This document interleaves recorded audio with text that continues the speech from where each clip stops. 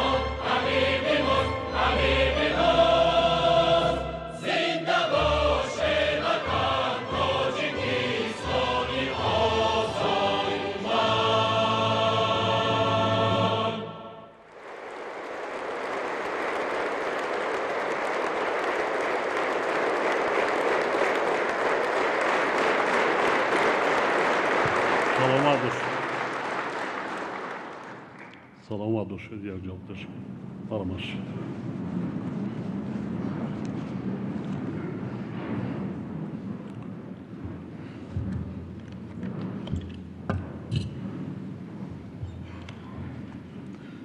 ҳамватанони азиз, муҳтарам аъзои Маҷлиси Миллӣ ва вакилони Маҷлиси намояндагон,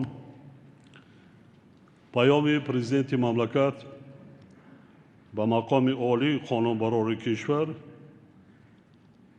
дар соли барои мардуми шарифи Тоҷикистон воқеан таърихӣ 30-уми солгарди истиқлолу озодии ватани азизамон пешниҳод мегардад. тавре ки кулли ҳамватанони азизи мо, инчунин ҳар яки шумо вакилони муҳтарам ва ҳозирини гиромӣ медонед, соли 2020 барои сокинони сайёра аз ҷумла Тоҷикистони мо яке аз солҳои аз ҳар лиҳоз вазнин буд. дар натиҷаи пахш шудани бемории сироятии коронавирус вобаста ба он бо суръат пастрафтани фаъолнокии иқтисодӣ ва афзоиши бесобиқаи бекорӣ вазъияти сайёра боз ҳам печида гардида ба буҳрони бисёр шадиди иқтисодиву молиявӣ ва иҷтимоӣ рӯбарӯ омад. имрӯз дар дунё амалан давлат ва соҳае нест ки аз таъсири буҳрон эмин монда бошад. мувофиқи арзёбии коршиносони байналмилалӣ, чунин буҳрони шадиду фарогир дар 100 соли охир бори аввал ба миён омада боиси таназзули ҷиддии иқтисодиёти ҷаҳон гардид. паёмадҳои пандемия ба иқтисодиёти кишварҳои ҷаҳон аз ҷумла ба рушди иқтисоди миллӣ, бюҷети давлатӣ, гардиши савдои хориҷӣ, қурби асъори миллӣ, инчунин ба фаъолияти корхонаҳои саноативу муассисаҳои хизматрасонии мо низ таъсири манфии худро расонида истодааст. яъне мо соли 2020 дар вазъияти бошиддати иқтисодиву молиявии ҷаҳонӣ фаъолият карда, бо вуҷуди мушкилоти пешомада ҷиҳати пешгирӣ намудани паёмадҳои буҳрон ва ҳифзи амнияти иқтисодии мамлакат як қатор чораҳои фавриро роҳандозӣ кардем. дар навбати аввал бо дар назар дошти коҳиш ёфтани даромади бюҷет, афзоиши талаботи маблағзории пешасама ба соҳаҳои иҷтимоӣ аз ҷумла тандурустӣ ва дигар хароҷоти пешбинӣ нашуда, бюҷети давлатиро барои соли 2020 боздигарӣ карда, ба нишондиҳандаҳои қисми даромад, хароҷот ва касри он тағйироти дахлдор ворид намудем. аз ҷумла ба соҳаи тандурустӣ барои хариди доруворӣ ва таҷҳизоти тиббӣ, бунёди беморхонаҳои муваққатӣ ва дастгирии кормандони тиб аз бюҷети давлат 1 миллиарду 600 миллион сомонӣ маблағҳои иловагӣ равона карда шуданд. дар кишвар барои табобати пурра ва саривақтии шахсони гирифтори бемории сироятии COVID-19 беш аз 30 беморхона бо 7000 кат ва 5400 нафар табибону кормандони тиббӣ сафарбар гардиданд. илова бар ин, дар 92 муассисаи тиббӣ 16000 кат омода карда шуд. ҳамчунин бо мақсади дастгирии гурӯҳҳои осебпазири ҷомеа ва соҳибкорони ватанӣ, тибқи фармони президенти мамлакат аз 5 июни соли 2020 сабукиҳои зиёди андозиву қарзӣ ва имтиёзу ҷубронпулиҳо ба маблағи умумии беш аз 450 миллион сомонӣ пешниҳод карда шуданд. илова бар ин, дар соли 2020 аз ҷониби ташкилотҳои қарзии кишвар ҷиҳати коҳиш додани таъсири пандемия ба зиёда аз 260 000 нафар муштариён ба маблағи 2 миллиарду 300 миллион сомонӣ имтиёзҳои вобаста ба қарздорӣ пешниҳод гардида ба соҳибкорони истеҳсолӣ 4 миллиард сомонӣ қарз дода шуд, ки ин нишондиҳанда нисбат ба соли 2019 2% зиёд мебошад. барои беҳтар намудани шароити иҷтимоии аҳолӣ аз 1 сентябри соли 2020 нафақа, музди меҳнати кормандони ташкилоту муассисаҳои бюҷетӣ, стипендияҳо 15%, маоши кормандони мақомоти ҳифзи ҳуқуқ ва хизматчиёни ҳарбӣ 10% зиёд гардида, нафақаи гурӯҳи маъюбоне ки ба нигоҳубӣ ниёз доранд 50% зиёд карда шуд.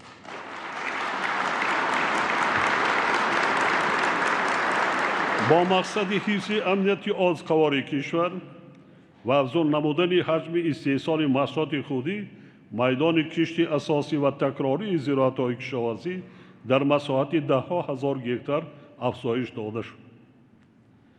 бо вуҷуди таъсири манфии омилҳои зикршуда, дар натиҷаи амалӣ гардидани тадбирҳои таъхирнопазир аз ҷониби ҳукумати кишвар, устувории нишондиҳандаҳои макроиқтисодӣ таъмин гардида, дар самти беҳтар намудани сатҳу сифати зиндагӣ тамоюлҳои мусбат нигоҳ дошта шуданд. иқтисодиёти кишвар дар соли 2020 4,5% афзоиш ёфта, ҳаҷми маҷмӯи маҳсулоти дохилӣ ба 82,5 миллиард сомонӣ баробар гардид. дар ин давра афзоиши ҳаҷми истеҳсоли маҳсулоти саноатӣ дар сатҳи 9,7%, кишоварзӣ 8,8%, و گردش سودای خارجی 0.8%، از جمله صادرات در حجم 19.8% زمینه رشد اقتصادی کشور را به وجود آورد. خصوصاً استحصال محصولات آذوقه نسبت به سال 2019 28.3% افزایش یافت که به بهتر تامین گردیدن بازار داخلی با محصولات استحصال وطنی مساعدت نمود. به ساحه‌های گوناگون اقتصاد ملی در حجم عمومی بیش از 5.4 میلیارد سامانی سرمایه خارجی، از جمله 1.3 میلیارد سامانی سرمایه مستقیم خارجی جلب گردید. سال گذشته 300 کارگاه و کارخانه نوی صنعتی با بیش از 6,500 جای کاری، 157 مؤسسه تأسیسات میانه عمومی و بناهای علاوگی برای 63,000 خواننده، 108 مؤسسه طبی و با مساحت بیش از 1.2 میلیون متر مربع منزل اقامتی ساخته به استفاده داده شدند. در این دوره زیاده از 193,000 جای کاری دائمی و موسمی تشکیل کرده شده، درآمد پولی اهالی 10% افزایش یافت.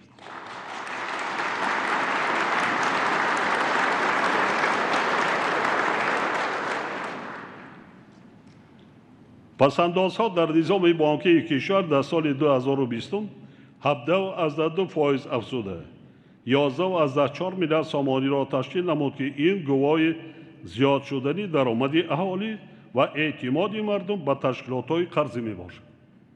در همینجا من به شما با معلومات شما یک مسئله بسیار نازک و مهم را رساندنی هستم.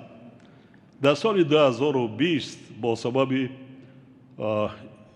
پاندمی یا کووید 19 میگویم مهاجران مهنتی ما با بیرون برآمدن نتوانستند.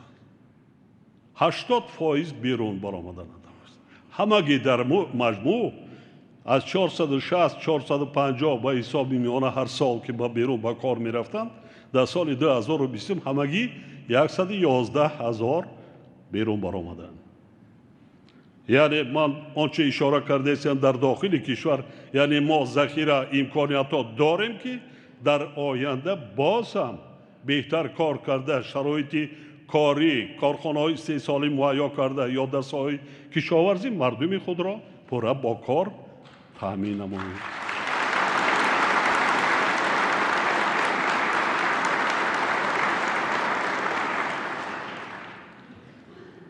پس‌اندازها در نظام بانکی کشور در سال 2020 17.2% افزوده 11.4 میلیارد سامانی را تشکیل نمود که البته این باز باید تکرارم شوم میگویم اعتماد مردم به تشکیلات‌های قرضی خوبتر و بهتر نمود. سال 2020 در نتیجه زحمت صادقانه مردم شریف تاجیکستان، صاحبکاران سخاوت پیشه و دیگر شخصان باننگ و ناموس در سراسر کشور 18,300 انشاءات استحصالی، اجتماعی و فرهنگی به استقبال جشن 30 سالگی استقلال به نشر گرفته شده که بیشتری آنها انشاءات ساحه‌های معارف، تندرستی و ورزش می باشند. بنیاد و با استفاده سپارده شده با همین را 10,000 جای نوی کاری مهیا کرده شد.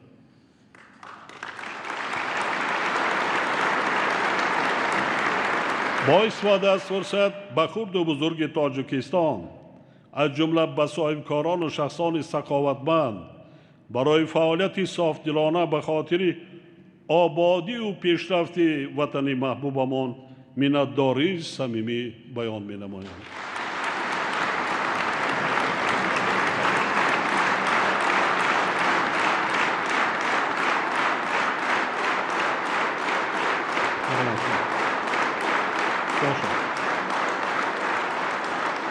تشکر.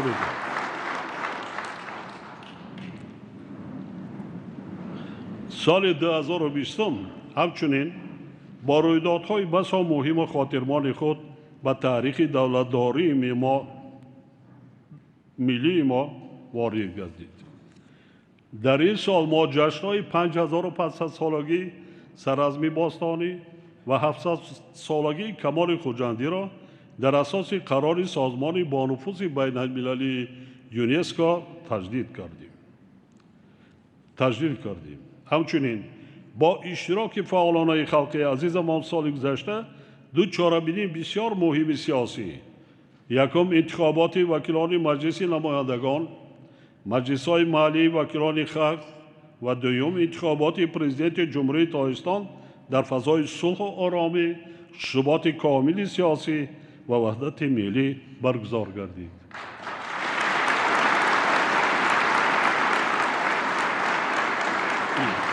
وابسته به تحولات با سرعت جهانی امروزه و تأثیر منفی آنها، حکومت مملکت را ضرور است که دایر به مقاومت به تهدید و بحرانها تشکل امکانیت و ذخیره‌های مالیوی بر رشد نگرانیده شده.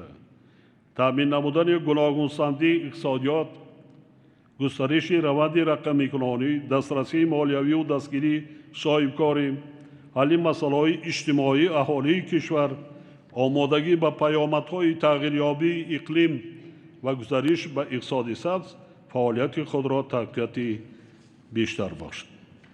یعنی در شرایط زود تغییر یابنده و وضع شدتناک جهان معاصر ما باید قبل از همه به اقتدار و امکانیت‌های داخلی کشور تکیه کرده برای رشد استوار اقتصادی، حفظ امنیت آزقواری و حمایت سلامتی شهروندان باز هم بیشتر تلاش نماییم. یعنی کاری نمیشدگی نیست، میشه. من پایان‌تر ایستاده میگذارم. در همین گونه سالی وزمین و دشوار ما چگونه با مردم خود کار و فعالیت کردیم و ثبت و صفت زندگی را نسبت به سالهای دیگر آنچه کمتر هم که باشد خوبتر و بهتر شده است. در این سبب پیش از همه ضرور است که در سال 2021 استفاده ثمرناک امکانیت و ذخیره‌های موجوده، به کار انداختن اقدام‌های نو و فعال گردانیدن اقدام‌های عمل کننده، جلب سرمایه وطنی و خارجی، تقویت بخشیده در این زمینه اجرای نشاندهنده‌های پیش‌بینی شده، خصوصاً دایر به افزایش مجموع محصولات داخلی در سطح نه کمتر از 7% و حل پرابلم‌های روزمره اهالی تامین کرده شد. 7-8% باید ما هر سال به حساب میانه رشد اقتصادی مملکت رو باید بلند برداریم. من میفهمم این کاری آسان نیست، هم برای حکومت، برای تمام ساختار و مقامات‌های دولتی محلی. وکیلان محترم، در 7 سال آخر حجم عمومی درآمد بودجه دولتی از 14.6 میلیارد سامانی سال 2014 تا 23.6 میلیارد سامانی در سال 2020 افزایش شد. سال 2020 حصه خراجات ساحه‌های اجتماعی در حجم عمومی خراجات بودجه دولتی با 50% برابر گردید.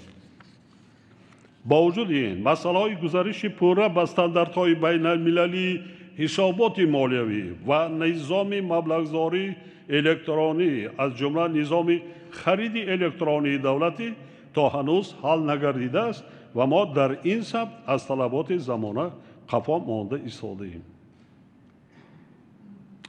یک راهی پیش روی جلب سرمایه مستقیم خارجی همین نشان دهنده است. گذشتن به استانداردهای بین المللی مالیوی و اودیت مالیوی. تمام شرکت، کارخانه ها، مؤسسات، تشکیلات ها باید حتما همین را باشد. اگر این چی نباشد، یگان اینستیتوت بین المللی مالیوی، یگان سرمایه گذار با یگان کس خرج هم نمی‌کند و سرمایه گذاری هم نمی‌کند.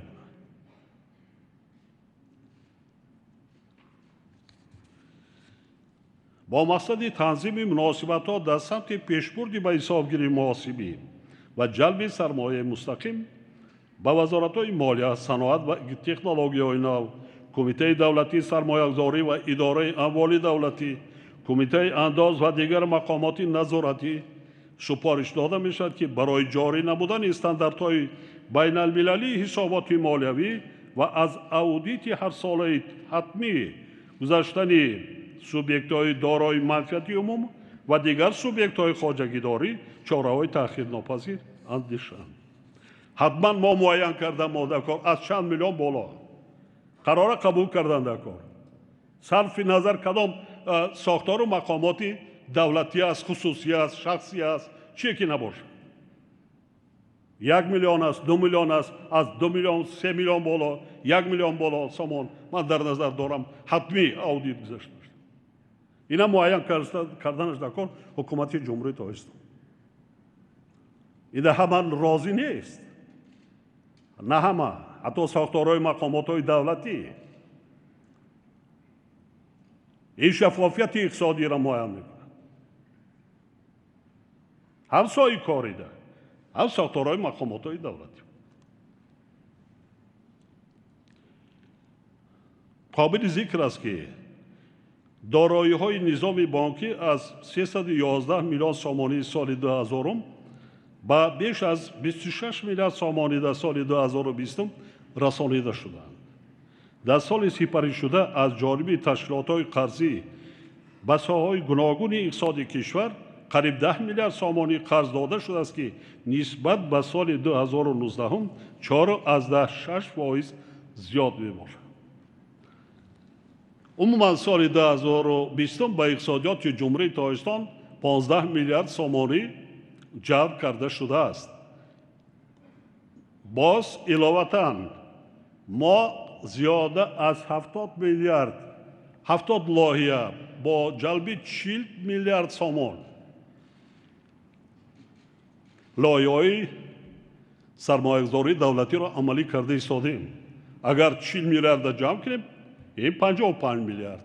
باز در خود سال 2020 ما 10 لایحه‌های نو دیگر سازشنامه به امضا رساندیم که در عملی گردیدن آن زیاده از 10 میلیارد، یعنی ما قریب 65 میلیارد که به اقتصادیات مملکت سرمایه هم داخلی هم خارجی هم سرمایه دولتی سفربر کرده ایستاده ایم.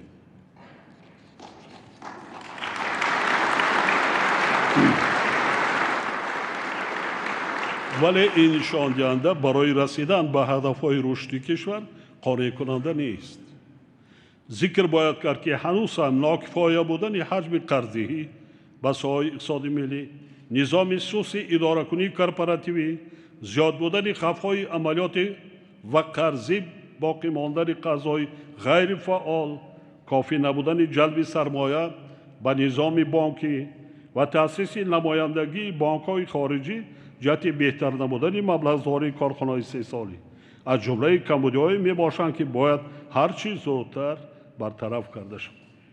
از این لحاظ بانک ملی سندهای معیاری حقوقی دخلدار با در نظر داشت تجربه معاصر جهانی به طلبات مطابق ساخته روند اداره کنی کارپوراتیوی را در تشکیلات‌های قرضی مالیوی و تدریجاً افزایش دادن سرمایه آیین‌ناموی آنها را تامین نماید.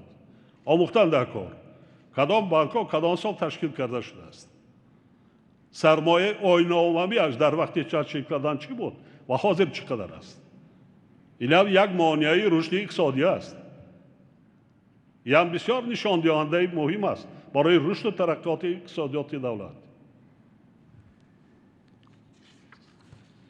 در این روند باید یکجا با تشکیلات‌های قرضی عاید به بهتر نمودن صفت دارایی‌های نظام بانکی، افزایش دادن پیشنهاد قرض‌های دراز مدت به صاحبکاران 3 ساله و فعال نمودن نظام ریتینگ ملی برای تشکیلات‌های قرضی و شرکت‌های سپرده تدبیرهای ضروری اندیشیده شد. بانک ملی و تشکیلات‌های قرضی برای نظام بانکی هرچی بیشتر جلب کردن سرمایه داخلی و خارجی، وسیع نمودن خدمت رسانی بانکی با راه اندازی تکنولوژی مالیوی اینواتسیونی و در این زمینه یکجا با وزارت اداره‌های داخلدار پورا جاری کردن عملیات غیر نقدی از جمله جهتی از بین بردن عامل‌های انسانی هنگام حساب برآورکنی پولی با اهالی همه چاره‌های ضروری را عملی نمایند. بهتر گردانیدن فضای سرمایه‌گذاری و صاحبکاری و جلب سرمایه مستقیم برای تأمین نمودن رشد устувори иқтисодии миллӣ яке аз самтҳои афзалияноки сиёсати иқтисодии мо ба ҳисоб меравад. бинобар ин роҳбарони кумитаи давлатии сармоягузорӣ ва идораи амволи давлатӣ, дигар вазорату идораҳо, раисони вилоятҳо ва шаҳру ноҳияҳо вазифа доранд ки фаъолияти худро оид ба ҷалби сармояи мустақим, боз ҳам беҳтар гардонидани фазои сармоягузорӣ ва рушди соҳибкорӣ, хусусан ҷиҳати ҷорӣ кардани расмиёти электронии баррасӣ ва пешниҳоди иҷозатномаҳо, ҳуҷҷатҳои иҷозатдиҳӣ ва сертификатҳо барои фаъолияти соҳибкорӣ ва бартараф намудани омилҳои субъективӣ дар ин раванд густариш диҳанд.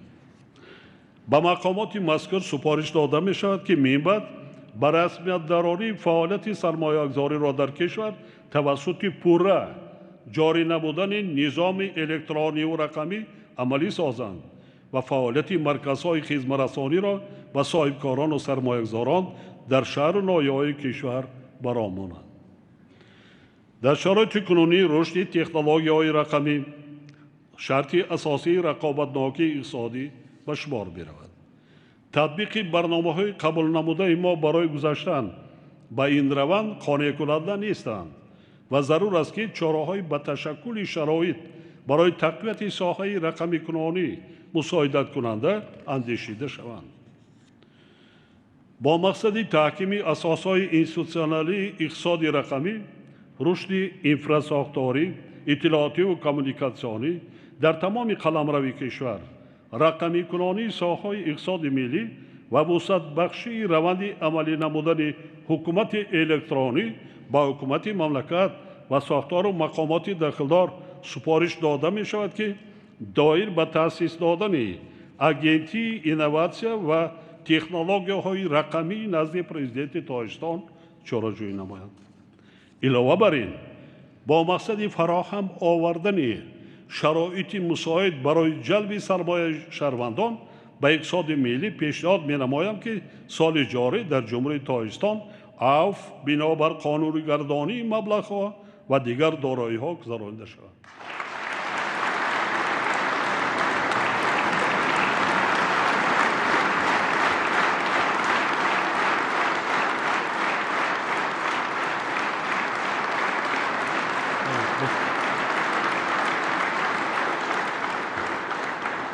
марамаш мо ин корро ҳамагӣ дар таърихи 30 солагии истиқлол ҳамагӣ як маротиба гузарондем. мо мебинем ҳатто кишварҳои абарқудрат дар 30 сол қариб 10-15 маротиба гузаронданд. ҳатто кишварҳои бо мегӯям абарқудрат чанд сол пайҳам. аз шароита мо имрӯз мебинем дар ҷомеаи ҷаҳонӣ чи аст. ба ҳукумати мамлакат супориш дода мешавад ки вобаста ба татбиқи пешниҳоди мазкур санадҳои дахлдори меъёрии ҳуқуқиро таҳия ва қабул намояд. инчунин барои аз байн бурдани ҳолатҳои санҷиши ғайриқонунӣ ё дахолат ба фаъолияти сармоягузорону соҳибкорон, кумитаи давлатии сармоягузорӣ ва идораи амволи давлатиро зарур аст ки якҷо бо вазорату идораҳои марбута дар муҳлати кӯтоҳтарин лоиҳаи санади меъёрии ҳуқуқии дахлдорро таҳия ва ба ҳукумати мамлакат пешниҳод созанд. вазорати молия вазифадор карда мешавад ки якҷо бо дигар вазорату идораҳо таҳияи лоиҳаи кодекси андозро дар таҳрири нав бо дар назар дошти сабук гардонидани пешбурди фаъолияти соҳибкорӣ бахсу соҳибкори истеҳсолӣ ба анҷом расонида то моҳи март ба ҳукумат пешниҳод намоянд. некора кардамо дар кор, кашолат додан дар кор нест. роҳбарони вазорати молия, иқтисод ва дигар вазоратҳои дахлдор. ман поёнтар истода мегузарам ҳиссаи сектори хусусӣ дар иқтисодиёти мамлакат.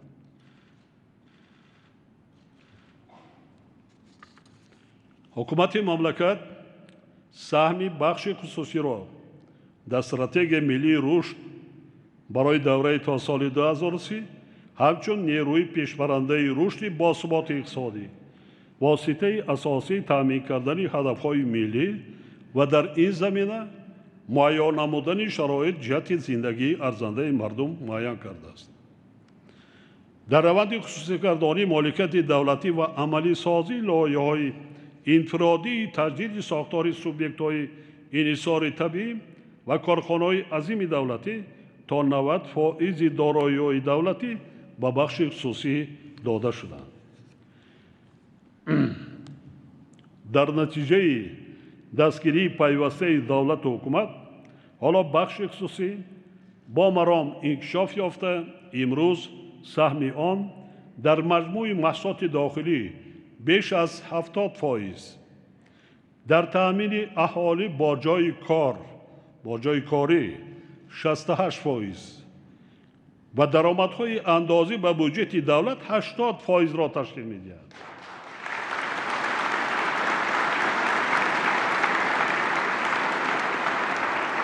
من بالاتر اشاره کردم که قریب در 2 سال به شرافت 30 سالگی 18300 انشاء و در مجموع 25000 زیادتر انشاءات است که امسال باقی مانده آن را ما باید ساخته به استفاده دیم. این از حصه کی است؟ از بودجه دولت؟ نه. الان حصه صاحبکار است، سهم صاحبکار است اکثریتش. اما در وقت قبول کردن قانون و قرارها در بسیار حالتها چی میگن؟ در منفیت‌های وزارتی و دیگر و فکر میکنیم چون خطرناکی و احتمالیت و اجرا نشدن نقشه و دیگر کوشش میکنیم که مانع ثانی ایجاد کنیم، خودمان استراخاف کنیم در نزد حکومت، در نزد رهبر دولت و در نزد مردم. چیه؟ وقتی که در بالای دسترخوان مردم نان پیدا نمیشد کی جواب میگوید؟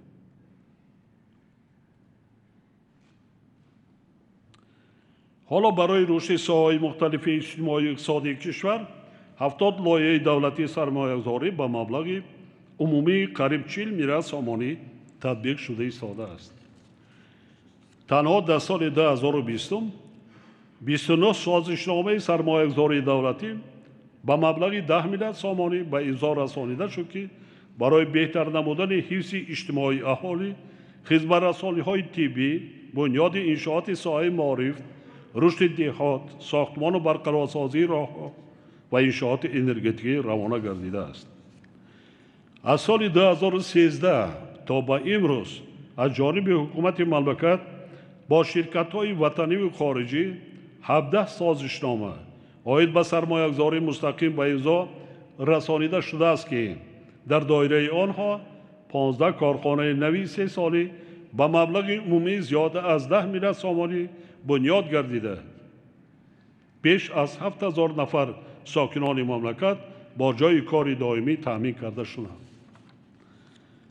ضرور است که کارها در سمت بنیاد کارخانه‌های متالورژی، معدن تازه‌کنی، استخراج و تا محصولات نهایی، کارکرد نمودن متال‌های رنگه و قیمت‌بها، رشد صنعت ماشین‌سازی، نساجی، خوراکواری و داروسازی وسعت بخشیده شوند.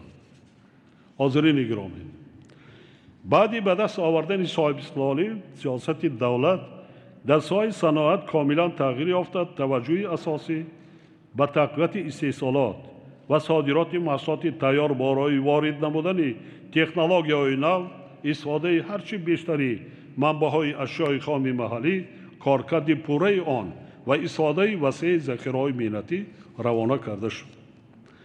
در نتیجه تنها در 5 سال اخیر در داخل کشور به مبلغ عمومی بیش از 44 میلیارد سامانی محصولات عوض کننده واردات استحصال کرده شد که باعث خیلی کم شدن وابستگی بازار استعمالی از محصولات وارداتی کردید.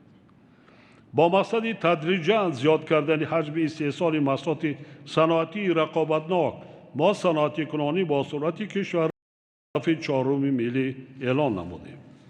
در رابطه با این به وزارت‌های صنعت و تکنولوژی‌های نو، تندرستی و حفظ اجتماعی اهالی و کمیته دولتی سرمایه‌گذاری و اداره اموال دولتی سفارش داده می‌شود که با مقصد تأمین نمودن رشد صنعت داروسازی و آماده کردن متخصصان دارای ملکه بلند استفاده технологияҳои муосири дорусозӣ тадбирҳои фаврӣ ва мушаххас андешид.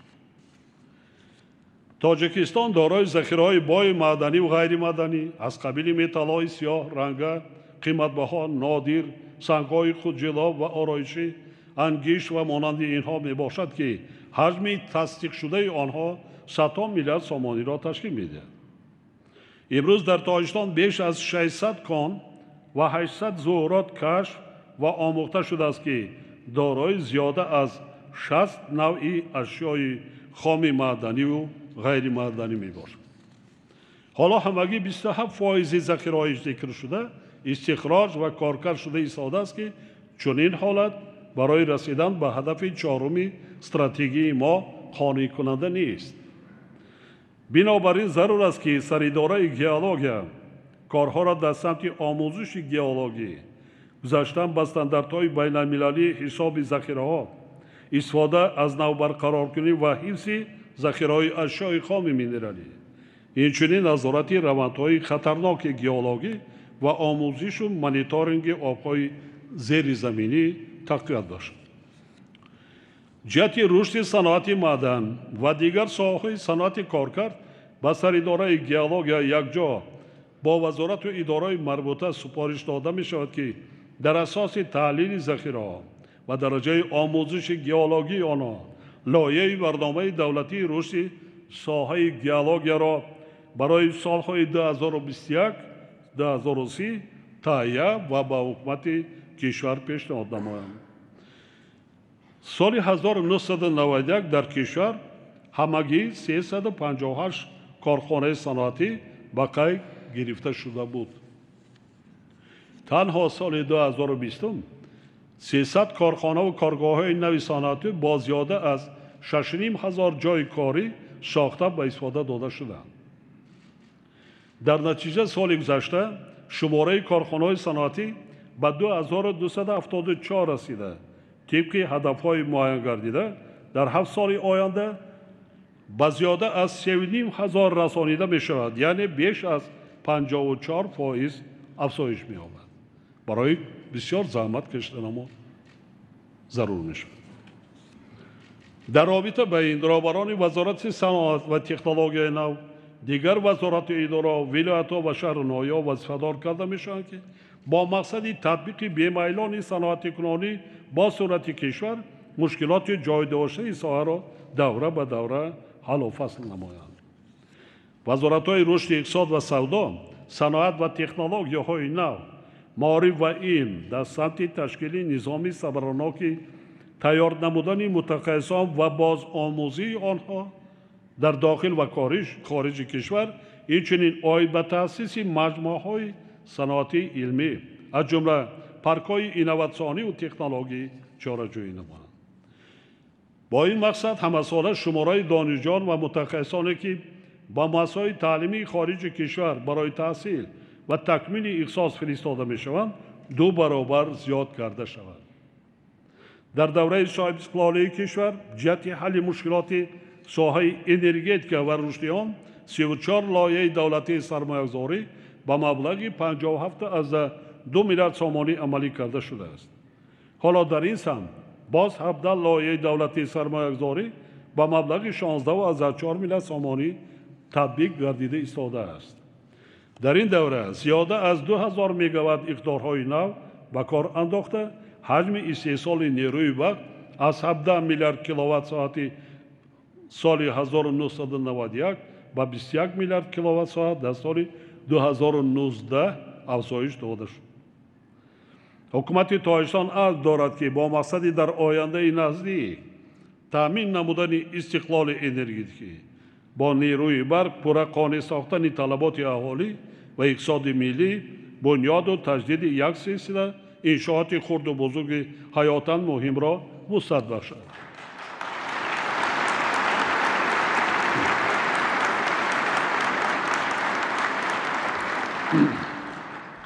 ҳоло ба маблағи умумии 11,3 миллиард сомонӣ кор ман дар чанд суханронӣ таъкид карда будам, бори дигар таъкид мекунам. ғайри оне ки мо нерӯҳои барқии бузурги роғунро сохта истодем, баробари ин тамоми нерӯгоҳҳои барқии обие ки 40-50 сол пештар бунёд гардида буданд ва аллакай иқтидорҳои худро кайҳо боз аз худ карда фарсуда шуданд, онҳоро таҷдид карда истодем бо маблағи зиёда аз $1 миллиард амрикоӣ.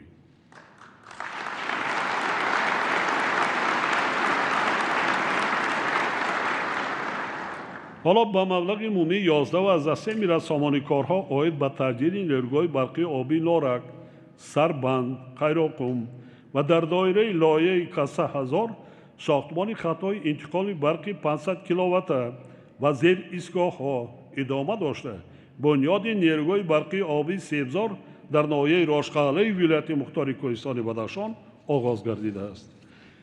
соли ҷорӣ нерӯгоҳи барқии обии Сарбанд ба маблағи беш аз 1 миллиард сомонӣ пурра таҷдид гардида ба истифода супорида мешавад ки бо иқтидори 270 мегаватт, яъне аз имконияти имрӯзааш 110 мегаватт зиёд фаъолият хоҳад кард.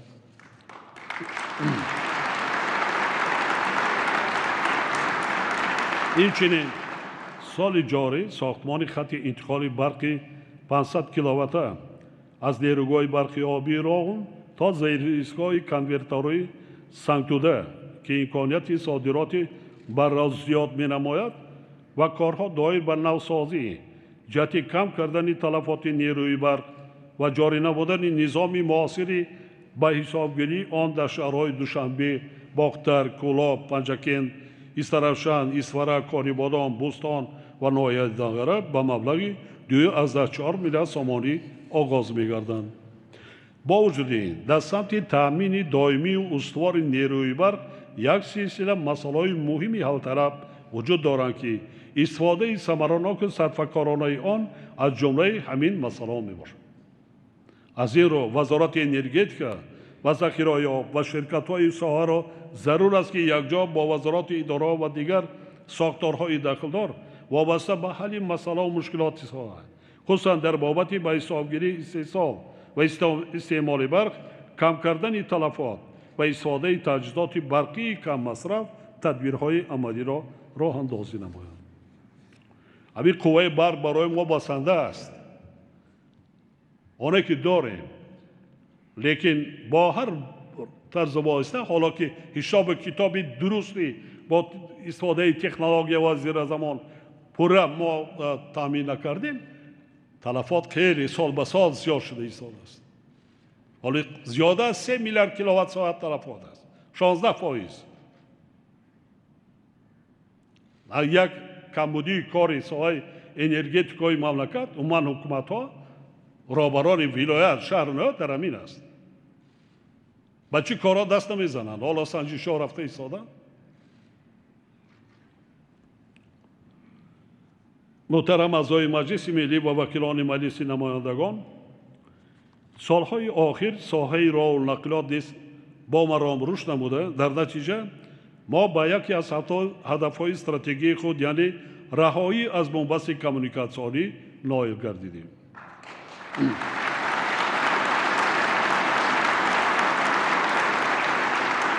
бо ин мақсад дар солҳои соҳибистиқлолӣ дар соҳаи нақлиёти кишвар 53 лоиҳаи давлатии сармоягузорӣ ба маблағи 20.3 миллиард сомонӣ амалӣ гардида, беш аз 2200 километр роҳҳои дорои аҳамияти байналмилалӣ бунёд ва ба истифода дода шудаанд. корҳои дар соҳа анҷом дода шуда имконият фароҳам оварданд ки мавқеи Тоҷикистон дар радабандии ҷаҳонии сифати роҳҳо ки ҳамасола аз ҷониби таҳқиқоти байналмилалии ҳисоботи ҷаҳонии рақобатпазирӣ гузаронида мешавад, дар зарфи 2 соли охир 20 ина беҳтар гардида, тибқи арзёбии форуми ҷаҳонии иқтисодӣ дар байни 141 давлати ба таҳқиқот фаро гирифта шуда зинаи 50-ро ишғол намуд.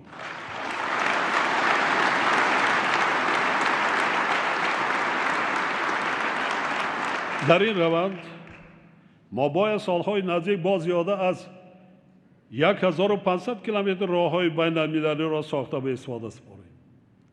امروزها در ساحه نقلیات تطبیق 15 لایحه دولتی سرمایه‌گذاری با مبلغ عمومی 8 میلیارد سومانی ادامه داشته. سال جاری تقریباً تطبیق 4 لایحه دولتی سرمایه‌گذاری به انجام می‌رسد. در دایره آنها قطعه‌های دوشنبه، قزلقلعه شاهراهی ماشینگرد دوشنبه باختر با خرج 1 میلیارد و 600 میلیون سومانی، کلاب شمس‌الدین شاهین و شکیف قلعه خم شاهراهی کلاب قلعه خم با ارزش لایحه‌ای 780 میلیون سومانی و راه ماشینگرد کلاب مومن‌آباد با مبلغ قریب 250 میلیون سومانی ساخته به استفاده داده می‌شوند. جهت ساختمان و تجدید انفراستراکچور نقلیاتی و کمیونیکاسیونی و بنیاد دالان‌های ترانزیتی نقلیاتی سال روان تطبیق باز 10 لایحه دولتی سرمایه‌گذاری با مبلغ عمومی 8 میلیارد سومانی آغاز می‌گردد. 8 میلیارد عملی شده ایستاده است. 8 میلیارد دیگر بار روانه می‌کنیم.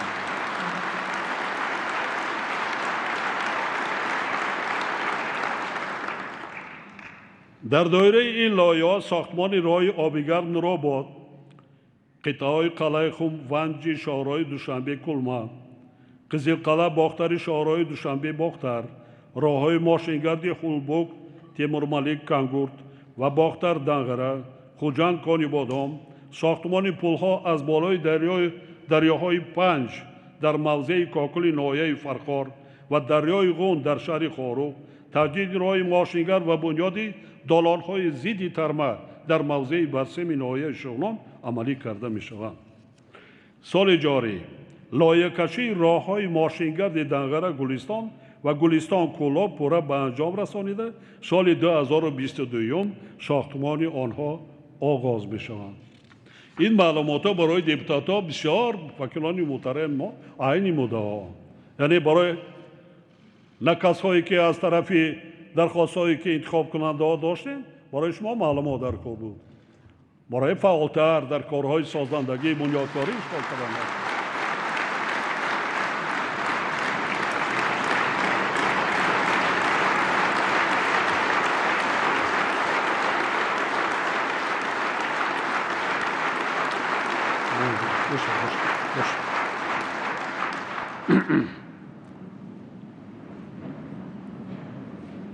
وابسته به این وزارت‌های نقلیات، مالیه و کمیته دولتی سرمایه‌گذاری و اداره اموال دولتی را ضرور است که در مهلت‌های مقرر شده و با صفت بلند عملی گردیدن لایحه‌های سرمایه‌گذاری و استفاده تکنولوژی معاصر را تامین نماید.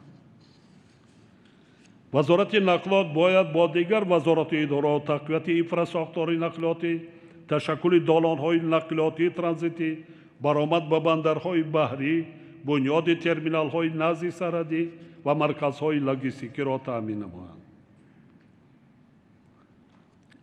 خودتان من این برفایی که سرد شده ایستاده است حس کرده ایستاده این که راه‌های اساسی بین ولایت‌های بزرگ این زمستان بسته نشده است. برای چی؟ اولا که راه‌ها بنیاد شدند و تعمیر و نگهداری راه‌ها سال به سال خوبتر بهتر. به ممانعت زمستان برف است، باران است، مردم رفت و آمد کرده ایستاده است. تجارت، سودای داخلی گسترش پیدا کرده ایستاده است. حس میکنید تلفات آدمان است.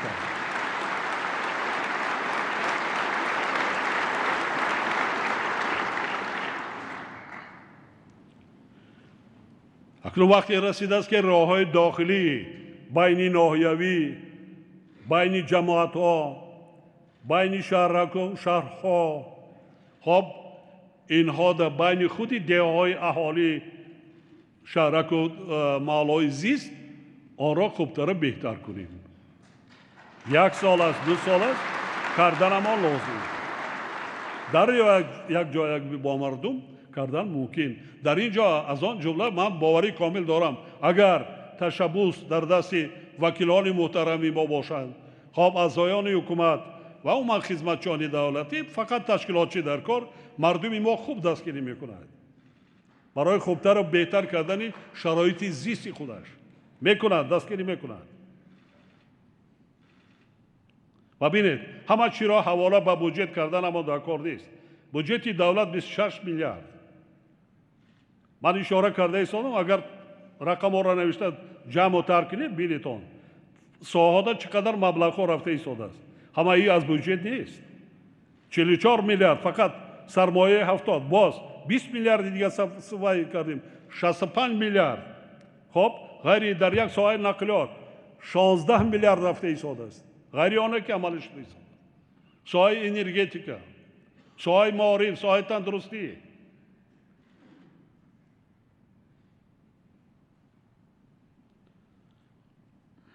حاضرین محترم، طبق تحلیلات رشد میانه سالانه استحصال محصولات کشاورزی در دوام سالهای 1997 2020 7.3% را تشکیل داده، حجم آن در این دوره 5 برابر افزایش یافته است. من یک مثال وای میارم. بسیار وقت اعضای حکومت ما حالی همون ماند است. بعضا در فکر و اندیشه هاشان خیالی دوره همون سالهای بنقشه‌گیری بسیار سخت. در وقتی که امتیاز دادن که صاحب میبینی که روش نکرده ایستاده است، به نیستی رفته ایستاده است، ما امتیاز دیم دستگیری حکومت از بودجت مبلغ کتی نمیتوانیم و رای اصلا کمک کردن امتیاز دادن است، شرایط مهیا کرده دادن است. با صاحب کارا، تاجرا، خواجگی‌های دهقانی صاحب روش میکنند. قراره که من بنیاید از این امتیازها به ساحه چاره‌داری، به ساحه باغ و تاک پروری، به ساحه پرنده پروری، ساحه ماهی پروری وای کردیم. من پایان میگم فقط در ساحه چاره‌داری 2 برابر سرشمار چاروا زیاد شده است. 2 برابر. این چی است؟ همین خیل جایکاری، هزارها جایکاری، این مواد غذایی. من پایانتر میسم میگم چقدر از بیرون می آمد، حاضر چقدر است.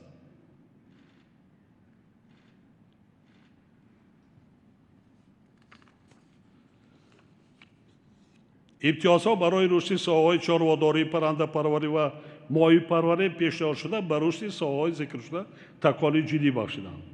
مثلا سال 2020 شماره کارخانه‌های پرنده پروری به 181 رسیده، نسبت به سال 2017 هم 2.7 برابر زیاد گردیده است.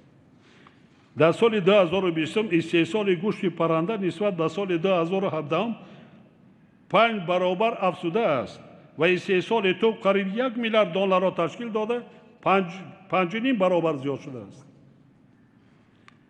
شماره خواجگی‌های ماهی پرور سال 2020 نسبت به سال 2017 35% زیاد شده، استحصال ماهی در دوره مقایسه شونده 2.3 برابر افزوده است. واردات گوشت به کشور از 10,700 تانه سال 2014 تا 180 تانه در سال 2020 کاهش یافته است، یعنی قریب 60 برابر کم شده است. در تاجیکستان 2 سال پیش 60,000 تانه گوشت مرغ وارد میشد. قریب 50 میلیون دلار ما واریوتا با بیرون میرفت. همین سال 2020 وقتی که ما در داخل 2,000-3,000 تانه استحصال میکردیم، وقتی امتیازها قبول کردیم برای صاحب کاران، در یک مهلت کوتاه در ظرف 2 سال استحصال گوشت پرنده به 30,000 تانه رسید. من باوری دارم 2 سال پس دیگه پره واردات گوشت پرنده از بین میرود.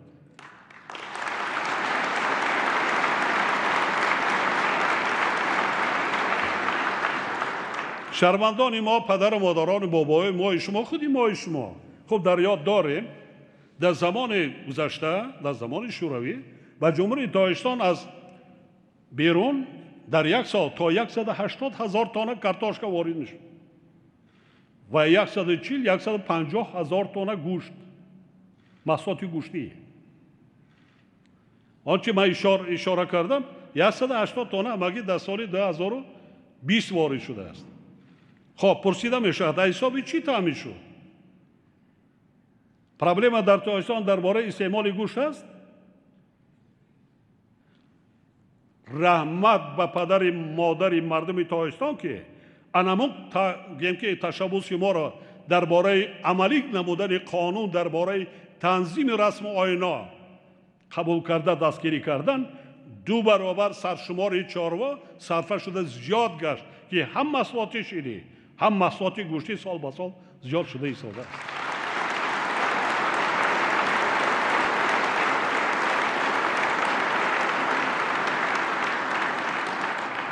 این هم امنیت سلامتی مردم. ما دیدیم که گوشت مرغ و گوشت بای گفته آورده چی می آوردن با ما. بعضا محصولات های بی صفتی که از مهلتشان گذشتگی با هر راه واسطه شما ناس شاهد هستید از نوارهای تلویزیون یا ماهی پروری یا که محصولات تخم از دیگر جامعه آوردن خنده آور است. برادران من گفته بودم در مجلس حکومت برای ماه شما میشه دست کنه کاری نمیشلگی در دنیا نیست. فقط ذوق داشتن مونده کن مسئولیتی بلند داشتن مونده کن.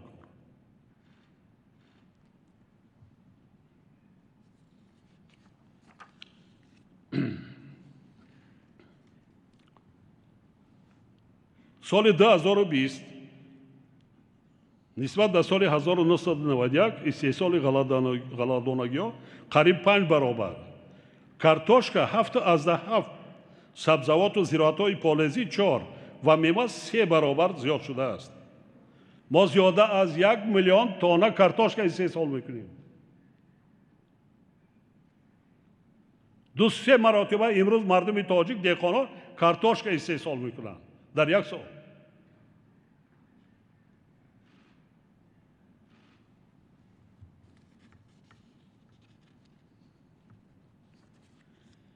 در دوره صاحب‌استقلالی برای رشد ساحه کشاورزی از جمله بنیاد از نوسازی اینفراستراکچور آبرسانی، از خودکنی زمین‌های نو، بهتر گردانیدن حالت ملیتی زمین‌ها، تأمینات ساحه کشاورزی با تکنیک ضروری، تخمی‌های اعلی صفت و دسترسی سوبیکت‌های خواجگیدار به مبلغ‌گذاری 22 لایحه سرمایه‌گذاری دولتی در حجم بیش از 5.4 میلیارد سومانی تطبیق شده است. حالا در کشور باز 7 لایحه دیگر به مبلغ 2.4 میلیارد سومانی عملی گردیده ایستاده است.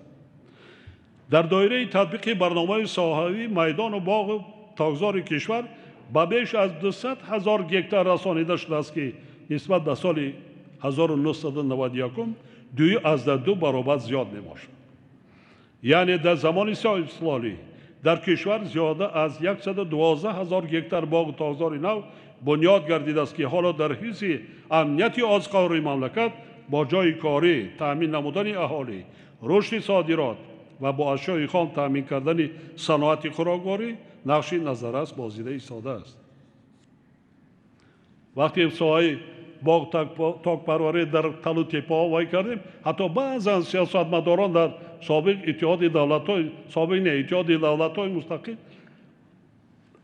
در پس من گام میزنند که رحمان و کار دیگر ندارد در تل تپه ها کو باغداری را روش کرده. خنده آور است. خنده آور نیست. نتیجه شد دیده ایستاده موازیر. از دوشنبه تا کلاب روید در دو طرفی را غیر بازارا روید. من همین روز همین سردی خنکی روید دو طرف بینیتان چقدر هزارها تانه میوه سبزوات بنیاد صفتی بلند از جهات اکولوژی تازه در دو طرف ورا مردم دهقانا با مردم پیشکش کرده ایستادن. نتیجه چی است؟ ما هم بودیم میرفتیم دوره شوروی را می آمدیم. یگان بلا نبود. حتی آشخانه ای نبود که جمع شید من کرده در آنجا خوراک کنی. بودم خیلیانه بسیار شاهد هستیم. الان نتیجه اینمی قرارها عملی و زحمتی دهقانای مملکت است. اگر حالی شکم آواز سیر نمیشید در این تالار آمده پیامی روبری دولت گوش نمیکردیم.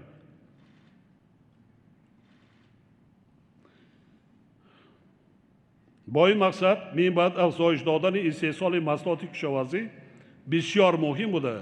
استفاده ثمراناک آب و زمین‌های کارم، تکنولوژی اینواسیونی و اگراتکنیکی پیش رفته، از جمله بنیاد باغ‌های اینتنسیوی باید تامین کرده شود. من بعضا خطرها، تهدیدهایی که پیشگویی‌هایی که از جانب کارشناسان سطح بین‌المللی اشاره شده ایستادم به شما میرسانم و به مردم تاجیکستان. چی ما را انتظار است سال 2021؟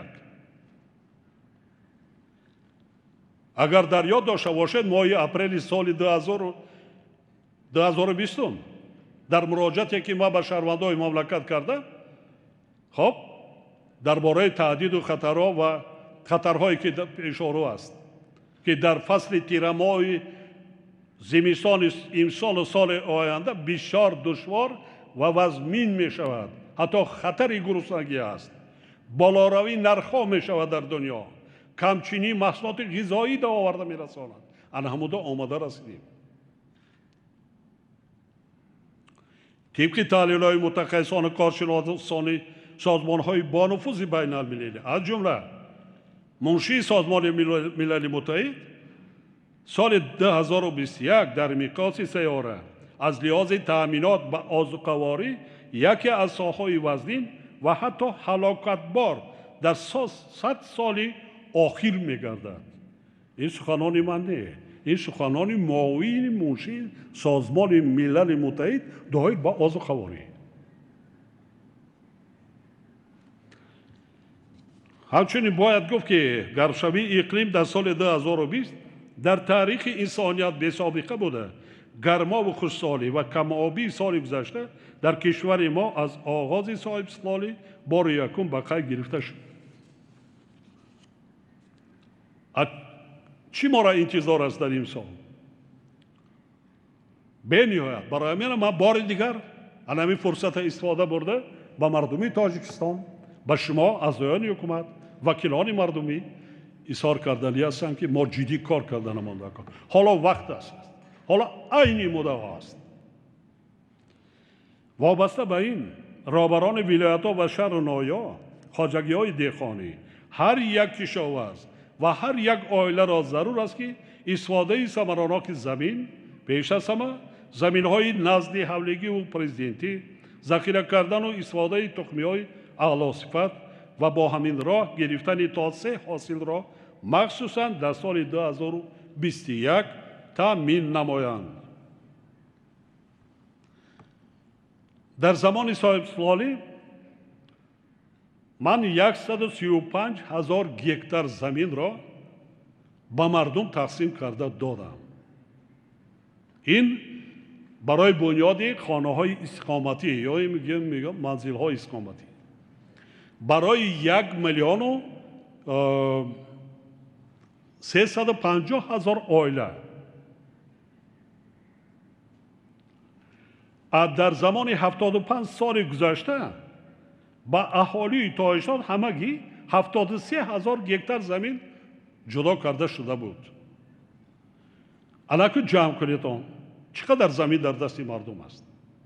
ما حساب کردیم قریب 220-230,000 گکتار زمین. 50% همین را وای کنید که جدا کنید که جای خانه، جای دیگر 50% همین است. 110-120,000 گکتار زمین کشت. میتوانند مردم از زمین نزدی حولگی صدها سنتیمتر محصولات گیرند. ما شاهد بودیم. من در شهر نوایی مملکت دیدن کردم از نزدی حولگی دهقانان و مردمی عادی. آنها مهنت میکند، راحتش میبیند. دهقانایی هست از 16-18 صادق در یک سال 36 تن محصولات میگیرند. در 12 ماه 36 تن. زیدگیش پیش برده است. همه چقدر تامین است. محتاج به کسی نیست.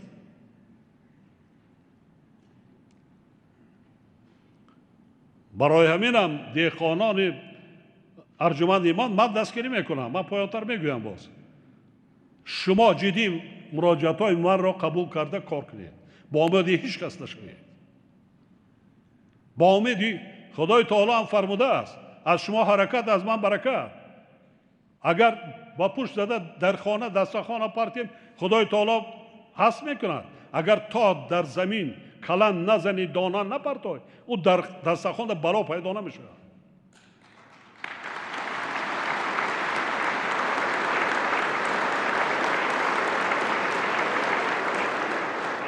من همیشه کردیتان نتیجهش بسیار آنه که زحمت کشید محتاج به کسی نیست. در سردی در خنکی باد هوا چی گونه هست نیست بالای دسترخوان فرزنداش فراوان مغازه و بازار نمیدود. بسیار سال وزمین میشه سال 21 مخصوصا دایر به تامین مواد آزقواری. اینا راهبران ولایت شهرنمایا اعضای حکومت وکیلان مردمی ما باید با مردم در یکجایی از حالا کار کردنمان ضرور است. کمک رسانیدنمان ضرور است.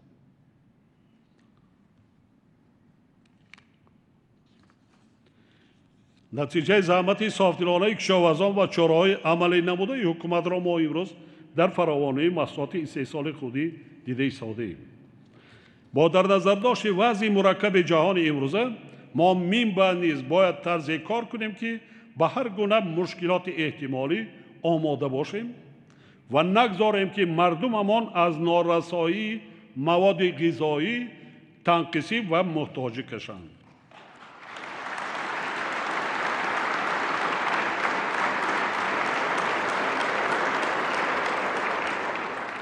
اول پیدایش پاندمی کووید 19 در بین حتی پانیکا در بین دولت‌های ابرقدرت بود. چیکار کردن؟ سرحدهای خود را بستند. واردات و صادرات را منع کردند. ترانزیت را بعضناش منع کردند. خب خوب چی میشه بعد؟ ما بیشتر محصولات 60% از بیرون میاریم. اگر محکم باشد چیه؟ چیکار میکنیم؟ کجا میرویم؟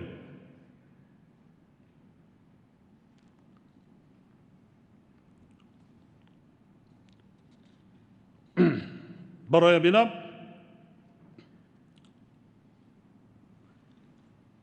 با مقصد دستگیری دولتی کشاورزان مملکت و تأمین فراوانی بازار استعماری پیشنهاد می‌نمایم که تمام کشاورزان مملکت برای 1 سال یعنی سال 2021 از پرداخت انداز یگانه زمین آزاد کرده شوند.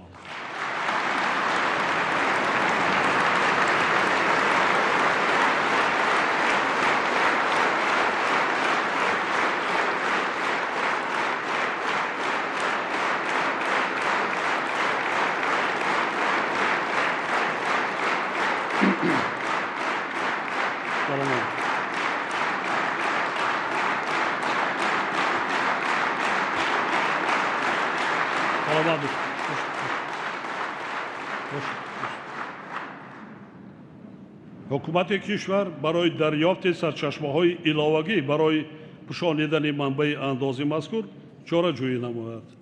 این انداز کم بیش قریب 200 میلیون تومانی است. این وظیفه حکومت.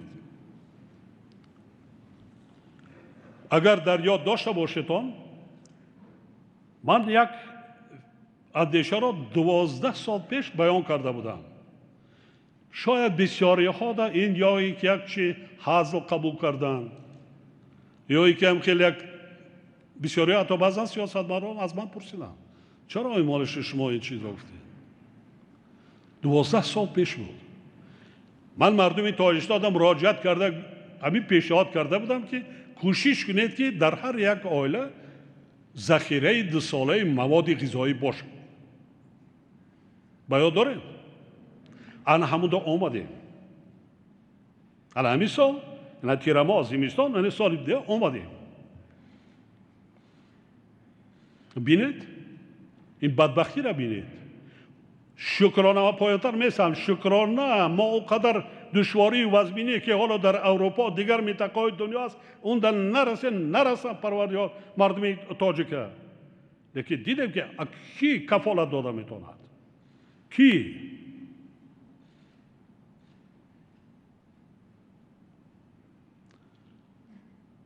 کی را کمک میکند؟ ҳама ба ҳоли худаш саргардон. як ваксина ра бин сиёсӣ кардан дар дунё.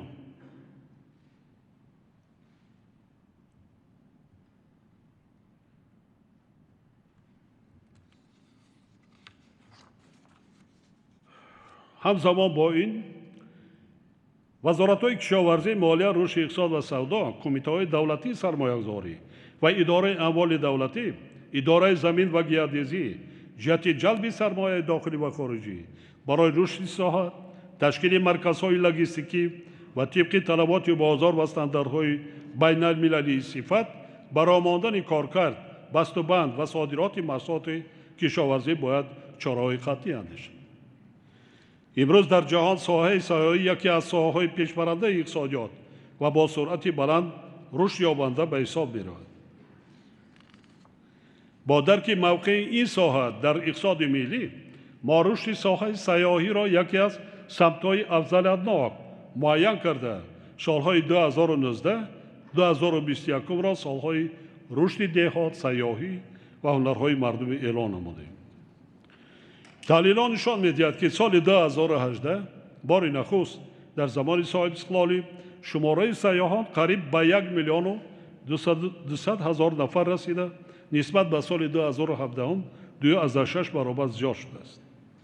дар соли 2019 аз шумораи умумии шаҳрвандони хориҷӣ, ки ба Тоҷикистон омаданд, 1,260,000 нафарашон сайёҳон буданд.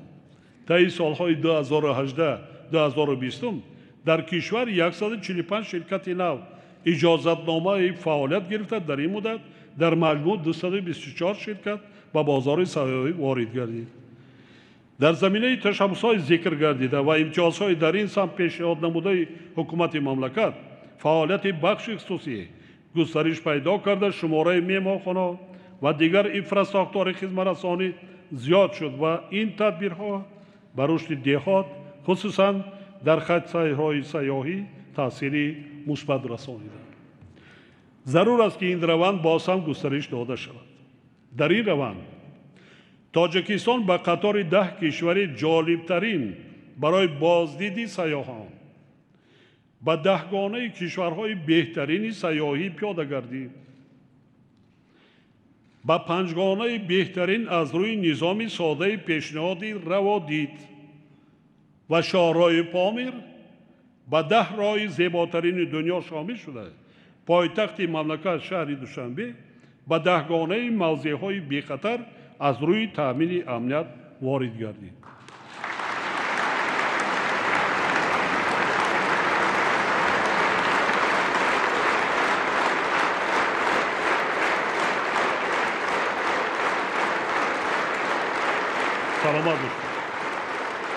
саломат бошед. бо вуҷуди ин ҳама ва бо дар назардошти соли ҷанбастии ташаббуси солҳои рушди деҳот, сайёҳӣ ва ҳунарҳои мардумӣ, кумитаи рушди сайёҳӣ дигар сохтору мақомоти марбута аз ҷумла роҳбарони вилоятҳо ва шаҳру ноҳияҳо вазифадор карда мешаванд, ки доир ба афзоиш додани саҳми соҳаи сайёҳӣ дар рушди иқтисоди кишвар ва ҳалли масъалаҳои иҷтимоӣ барои ба меъёрҳои байналмилалӣ мутобиқ намудани хизматрасониҳо, дарёфти роҳҳои нави ташкили инфраструктураи сайёҳӣ, ҷалби ҳарчи бештари сайёҳони дохиливу хориҷӣ, бахусус рушди сайёҳии дохилӣ чораҳои аввалин дараҷа андешанд. таърифҳоро ҳам дидан дар кор, махсусан фурудгоҳи байналмилалии шаҳри Душанбе ҳукумати мамлакат як маротиба дида баромадан дар кор. муҳтарам вакилони халқ, ҳалли масъалаҳои иҷтимоӣ ҳамеша дар меҳвари сиёсати давлату ҳукумати мамлакат қарор дорад, зеро соҳаи илму маориф ва тандурустӣ аз самтҳои асосии пешрафти иқтисодиву иҷтимоӣ ба ҳисоб мераванд. соли гузашта дар кишвар 157 муассисаи таҳсилоти миёнаи умумӣ, ибтидоӣ, миёнаи касбӣ ва синфхонаҳои иловагӣ барои 63,000 ҷойи нишаст бунёд ва ба истифода супорида шуданд. умуман аз соли 1991 то ба имрӯз дар мамлакат 3020 иншооти соҳаи маориф با زیاده از 1,300,000 جای نشست ساخته به استفاده سپارده شده است.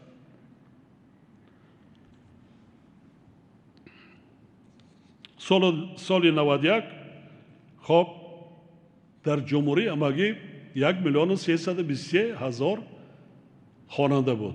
حالا باشد 2,100,000 نفر.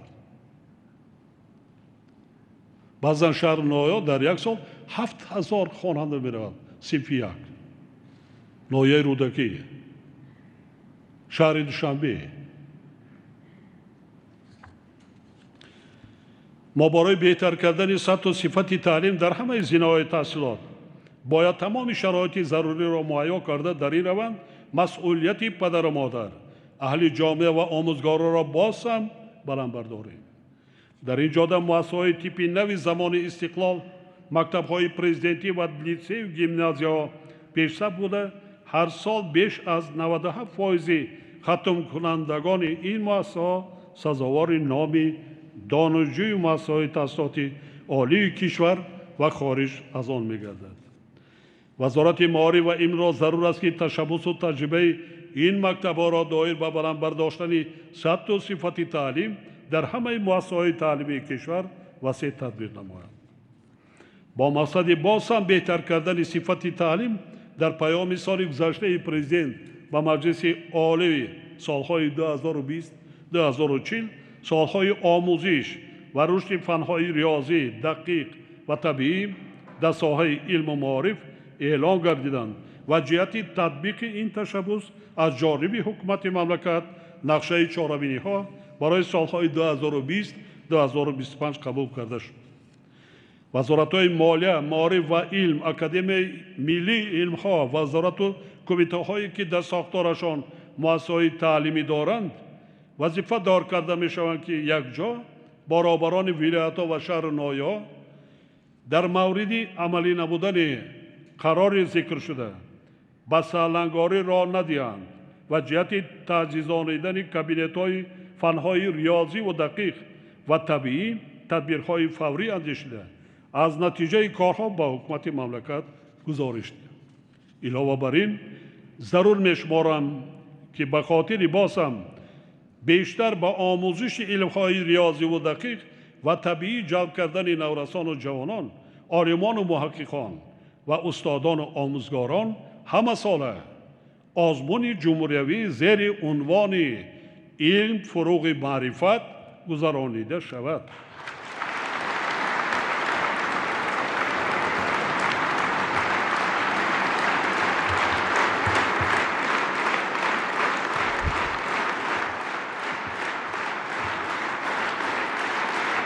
سلامت باشید. سلامت باشید. آزمون‌های قبلی از جمله تاجیکستان وطن عزیز من و فروغ صبح دانایی کتاب است یک نقطه بسیار مهم را ثابت نموده است. در بین نورسان و جوانان ما استعدادهای نادر به وای رسیده ایستادند که ما باید آنها را همه جانبه دستگیری و هوسمند گردانیم. امیدوارم که در آزمون نوبتی استعدادهای نورس و جوان دانش و مهارت خویش را سنجیده در آینده برای پیشرفت علم‌های ریاضی و دقیق و طبیعی نقشی ارزشمند می‌گذارند. بنابراین ضرور است که تشکیل و برگزاری این چاربینی در سطح بسیار بلند برآمده مبلغی برای جایزه ها پیش بینی گردیده زیاد کرده شود.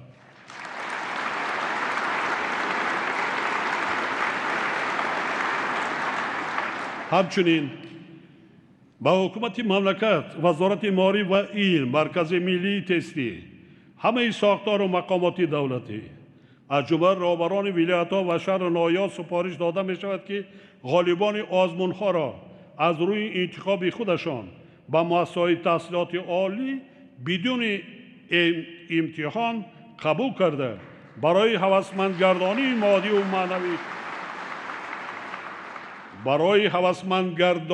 مادی و معنوی آموزگاران و پدر و مادران آنها تدبیرهای ادامه‌ای اندیشند.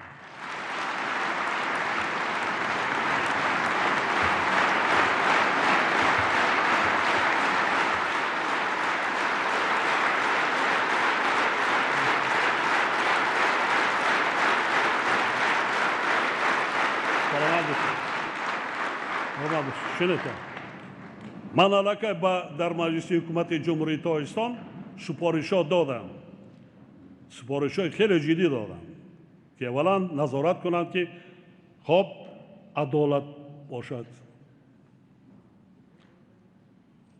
مخصوصا هیئت جوری، سطح هیئت جوری خیلی باید بلند باشد.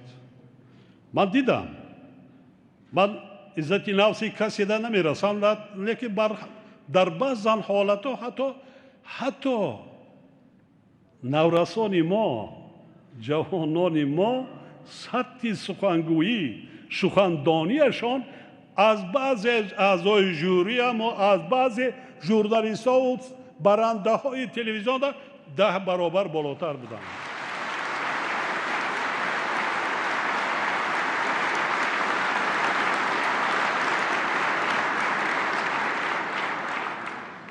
با درجه امتحانشان کردند که کودک صنف 1 6 7 ساله را اکادمیک، پروفسور، شاعر و نویسندگان بزرگ ما در صحنه مانده باور کنید تا یگان پروکورور، یگان جنایتکار اینقدر تفتیش نمی‌کنه.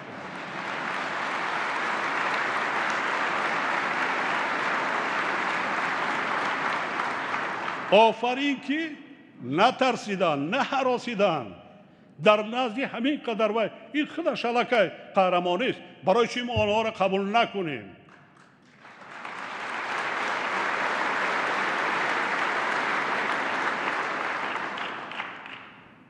من حالا سپارش دادم که برای که ما نورسان جوانان را خلل نرساندیم، نومیناسیون ها را وای میکنم میستدم، آموزگاران را جدا کنیم، چون که کلان سال هستند. 5 ساله کودک است، 70 ساله آموزگار در وای کرده ایستادن. این بی‌عدالتی است.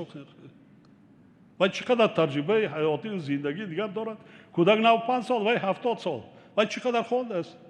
دانشجو بود، دیگر بود، در 70 سال همه چی را آدم‌ها کجا میروند؟ خب اینا جدا کرده مونده کار. دانشجو باید باشند، سین سالا قطعی وای کنند. ما امکانیت دادم مادرکار بیشتر و بیشتر رو آورند نورسان جوانان ما به خواندن کتاب. خودمان نیست، نه اینکه نورسان جوانان، خودمان نیست. آموزگاران، پیش از همه آموزگاران، اگر آموزگار سطح بلندی کسبی نداشته باشد، خواننده هیچ وقت خوانندگان ما با سواد نمی‌گردند.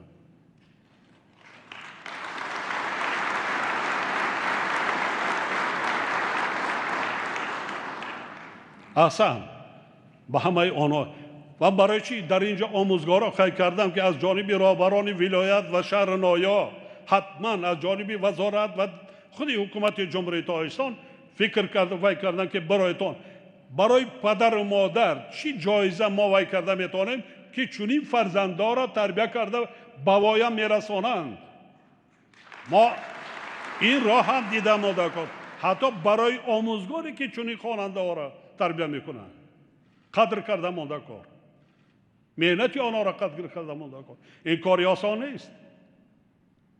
حتی بسیاری پدر و مادر را به این کار جرأت پیدا نمیکنند و عموما اهمیت نمیدن.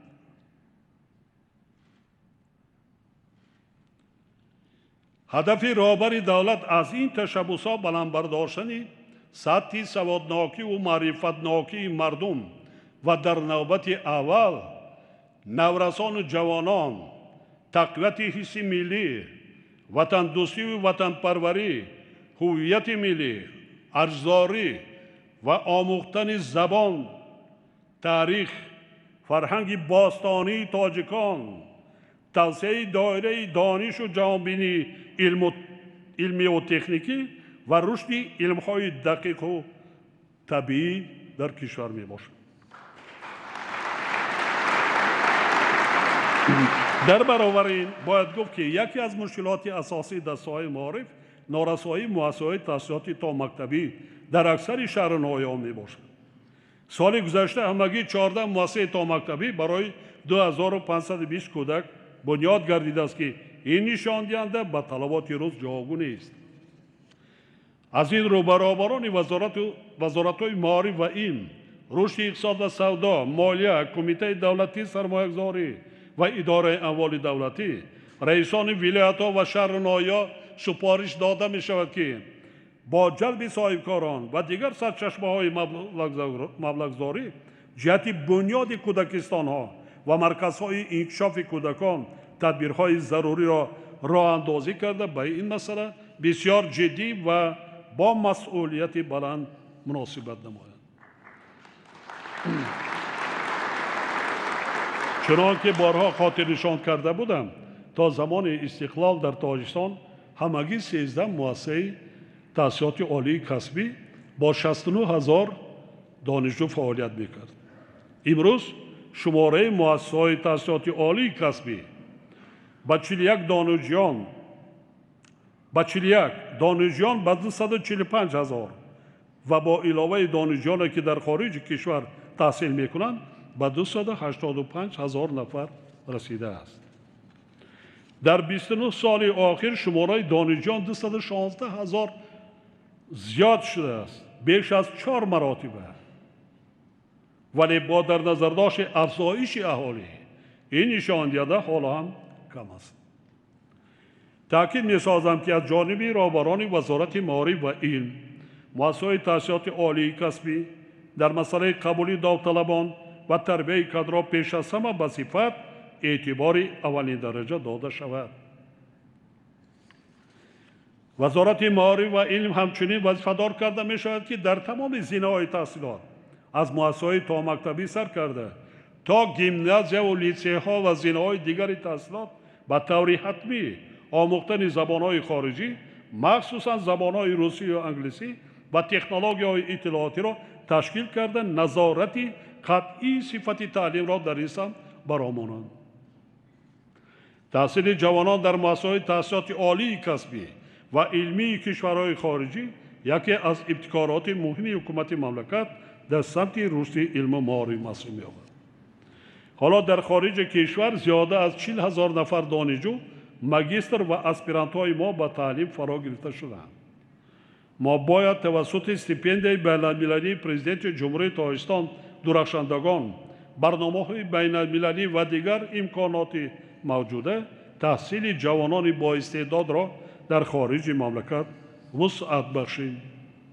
به خاطر هوسمندگردانی دانشجویان و محققان جوان ما سال گذشته مبلغ و شماره گیرندگان استیپندیای پرزیدنت را خیلی زیاد نمودیم.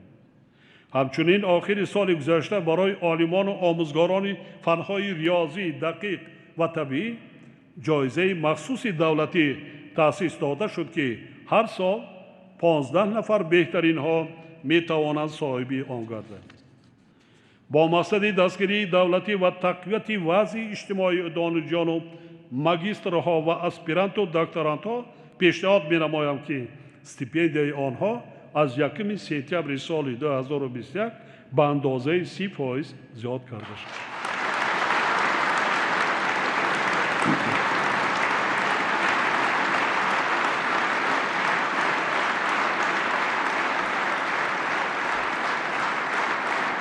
سلامت باشید. طبق معلومات هر سال از انستیتوت‌های اکادمی ملی علم‌ها، اکادمی‌های ساوی و مؤسسه‌های تحصیلات عالی کسبی کشور تا 500 نفر آموزگاران و عالمان و محققان برای تبادل تجربه، بازآموزی، تحصیل در زمینه‌های ماجستراتورا، اسپیرانتورا و دکترانتورا سفربر کرده می‌شوند، ولی این حالا هم کم است. اکادمی ملی علم‌ها، اکادمی‌های ساوی و مؤسسه‌های تحصیلات عالی کسبی کشور را ضرور است که به این مسئله در آینده نیز دقتی اولین درجه دهند. وابسته به این به وزارت معارف و علم، اکادمی ملی علم‌ها و وزارت رشد اقتصاد و سودا سپارش داده می شود که جهت هرچی بیشتر به خارج کشور фиристодани ҷавонони боистеъдоду лаёқатманд аз рӯи равияи илмҳои дақиқ, риёзӣ ва табиӣ, барномаи тайёр кардани кадрҳои ҷавони илмӣ барои солҳои 2021 2030-ро таҳия карда, дар муддати 3 моҳ ба ҳукумати мамлакат пешниҳод намояд. мо дар даврони соҳибистиқлолии кишвар пояҳои моддиву техникӣ, озмоишгоҳӣ ва кадрии муассисаҳои илмии Академияи миллии илмҳоро пайваста таҳким бахшида истодем. Масалан, агар соли 1991 дар зинаи аспирантураи Академияи миллии илмҳо ҳамагӣ 148 нафар ҷавонон таҳсил карда бошанд, соли 2020 шумораи онҳо ба 1200 нафар расида қариб 8 баробар зиёд шудааст. шумораи аъзои Академияи миллии илмҳо низ 2 баробар зиёд гардидааст. таъкид месозам, ки баробари афзоиши шумора бояд натиҷа ва боздеҳи кор низ зиёд шавад. олимонро зарур аст, ки корҳои илмиву таҳқиқотиро дар доираи самтҳое, ки ҳукумати мамлакат муайян кардааст, вусъат бахшида дар рушди иқтисоди миллии кишвар фаъолона сангм гузоранд. дӯстони арҷуманд, бо дар назар дошти он, ки тандурустӣ яке аз соҳаҳои муҳимтарини иҷтимоӣ мебошад, ҳукумати Тоҷикистон дар даврони истиқлол маблағзории соҳаи тандурустиро ҳамасола зиёд карда то 2,1 миллиард сомонӣ расонидааст. дар ин давра зиёда аз 1300 муассисаи нави тиббӣ бунёд гардида, қариб 25 000 кадрҳои дорои маълумоти олӣ ва 147 000 нафар кормандони миёнаи тиббӣ тайёр карда шуданд. ҳоло дар соҳаи тандурустии кишвар қариб 110 000 нафар кормандон фаъолият мекунанд, ки аз онҳо 75 000 нафарашон табибон ва кормандони миёнаи тиббӣ буда, беш аз 68%-ро занон ташкил медиҳанд.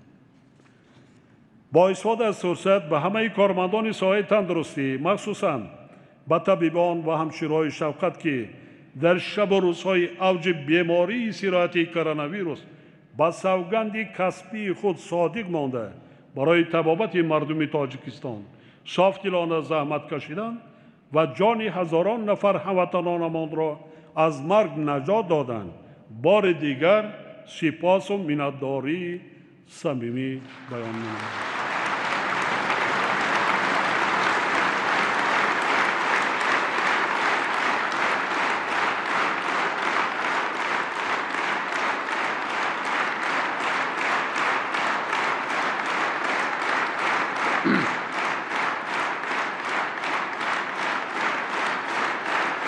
саломат бошед.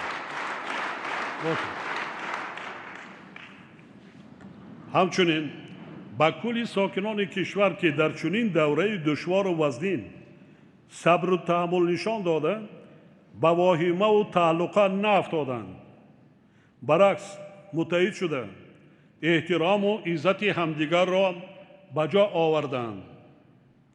табибон ва оилаҳои онҳоро дастгирӣ карданд ва баробари ҳукумати мамлакат заҳмат кашиданд. инчунин ба соҳибкорони ватандӯст ва дигар шахсони саховатпеша, ки ба муассисаҳои тандурустӣ, табибон ва оилаҳои камбисоат бо таҷҳизоти тиббӣ, доруворӣ ва маводи ғизоӣ кӯмак расониданд, сипоси бепоён мегӯям.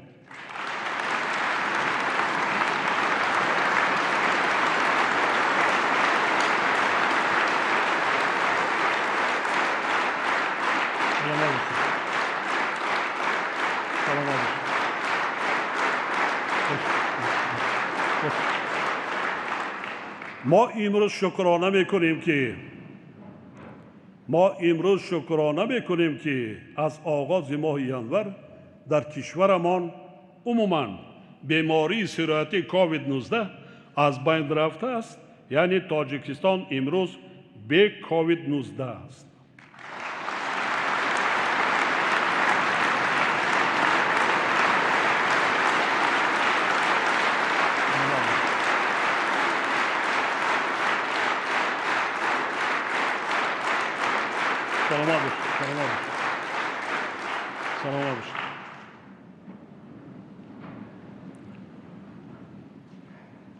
лекин ин чунин маънӣ надорад ки мо ба саломатии худ ва атрофиёнамон бепарвоӣ зоҳир намоем, балки чун пештара бояд ҳушёр бошем, ба қоидаҳои беҳдоштӣ шахсиву ҷамъиятӣ эътибори ҷиддӣ диҳем ва ҳамдигарро эҳтиёт кунем. мо имрӯз дар ҷомеаи ҷаҳонӣ мебинем ки чӣ ҳодисаҳо аст. дар собиқ иттиҳод дар давлатҳои иттиҳоди давлатҳои мустақил бинед чӣ қадар вай аст. ҳамсояҳои мо наметавонем вай кунем. имрӯз дар тоҷикистон ковид нест гуфта бад пагоҳ эҳтиёт карданд дар кор. мо ҳатто нест, лекин ба ҳар ҳол онҳое ки ба тоҷикистон ворид мешаванд шаҳрвандони мо аз хориҷа мо роҳхатсарҳои навро кушода истодем, боз мекушоем ба дигар кишварҳо. онҳои шаҳрвандоне ки мо бармегарданд ҳатман 14 рӯз дар хона гӯем ки дар вай меистанд, изолятсия берун намеборанд, таҳти назорати табиғон мешаванд, табиғони оилавӣ.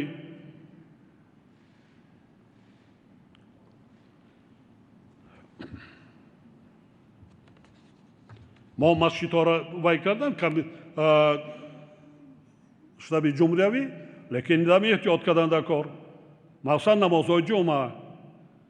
фикр кунед вай на он қадар таърихи дарозмон соли 20 нишон дод. дар баъзан ҷо чӣ буд, дар баъзан тӯйҳо, дар баъзан ҷанозаҳо то чанд нафар фавтиданд. эҳтиёт карданд дар кор. эҳтиёт ними ҳаёт. қоидаҳои ҷамъиятӣ беҳдоштиро ҳатман риоя кунанд. риоя намекунанд, вай масҷид кор намекунад. марамат раванд, тоати ибодат мекунанд, дигар мекунанд, қоидаҳои беҳдоштиро риоя кунанд. дар баъзан давлатҳои пешрафта комендантский час, ҳатто ҷиноят бурда 3 сол маҳбас мекунанд. риоя намекунад, дар назди қонун ҷавоб мегирад. фикри мардума карданд дар кор.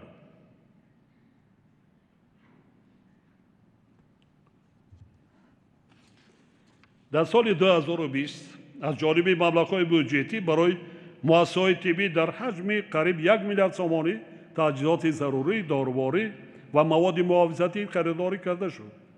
дигар самти афзаланоки соҳаи тандурустӣ ба талаботи замони муосир мутобиқ гардонидани шароити муассисаҳои тиббӣ мебошад. бо ин мақсад дар соли 2020 108 иншооти нави тандурустӣ бунёд ва 283 иншоот аз таъмини асосӣ бароварда шудааст. таҳлилот нишон медиҳанд ки солҳои охир сироятёбӣ бо барангезандагони ҳар гуна бемориҳо ба яке аз мушкилоти асосии соҳаи тандурустӣ табдил ёфтааст. аз ин лиҳоз вазорати тандурустӣ ва ҳифзи иҷтимоӣ аҳолиро зарур аст ки масъалаи таъсиси маркази ҷумҳуриявии микробиология ва вируссиносиро мавриди омӯзиш қарор дода пешниҳодҳои худро оид ба ҳалли ин масъала ба ҳукумати мамлакат манзур намояд. соли 2020 барои тавқият бахшидани дастгирии иҷтимоии нафақахӯрону маъюбон, кӯдакони ятим ва оилаҳои камбизоат як қатор чораҳои судманд роҳандозӣ гардида ба зиёда аз 700 000 нафар сокинон аз гурӯҳҳои осебпазири ҷомеа беш аз 250 миллион сомонӣ кӯмакҳои иловагии иҷтимоӣ пардохта шуданд.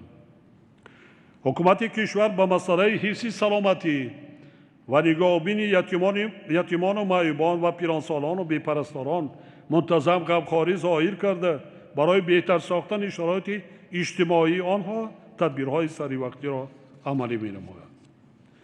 бо мақсади идомаи тадбирҳои ҳукумати мамлакат дар самти дастгирии давлатии гурӯҳҳои осебпазири аҳолӣ пешниҳод менамоям ки аз 1 сентябри соли 2021 нафақаи маъюбон аз синни кӯдакӣ ки дар асоси қонунҳои ҷумҳурии Тоҷикистон дар бораи таъмини нафақаи шаҳрвандони ҷумҳурии Тоҷикистон ва дар бораи нафақаҳои суғуртавӣ ва давлатӣ таъин шудааст ба андозаи 20% зиёд карда шудааст.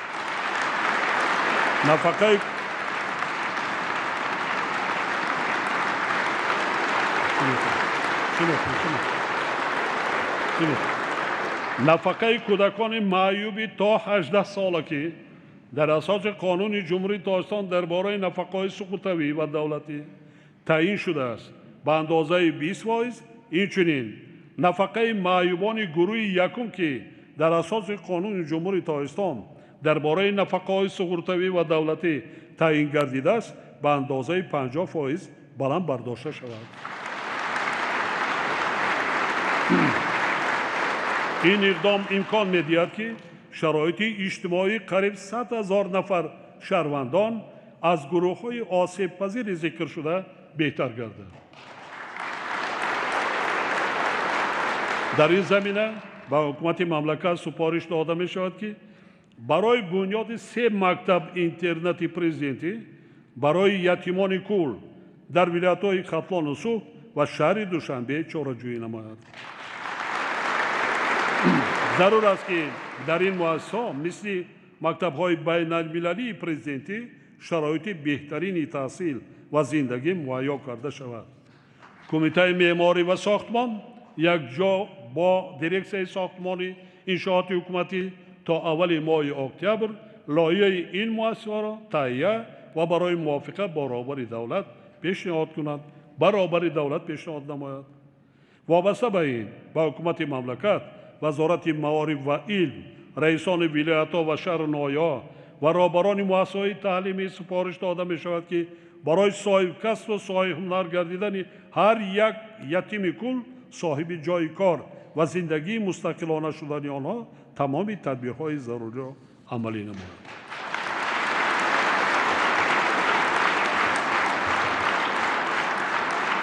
حالا یتیمان کل در همه مقیاسی مکتب‌های دیگر پریشان هستند.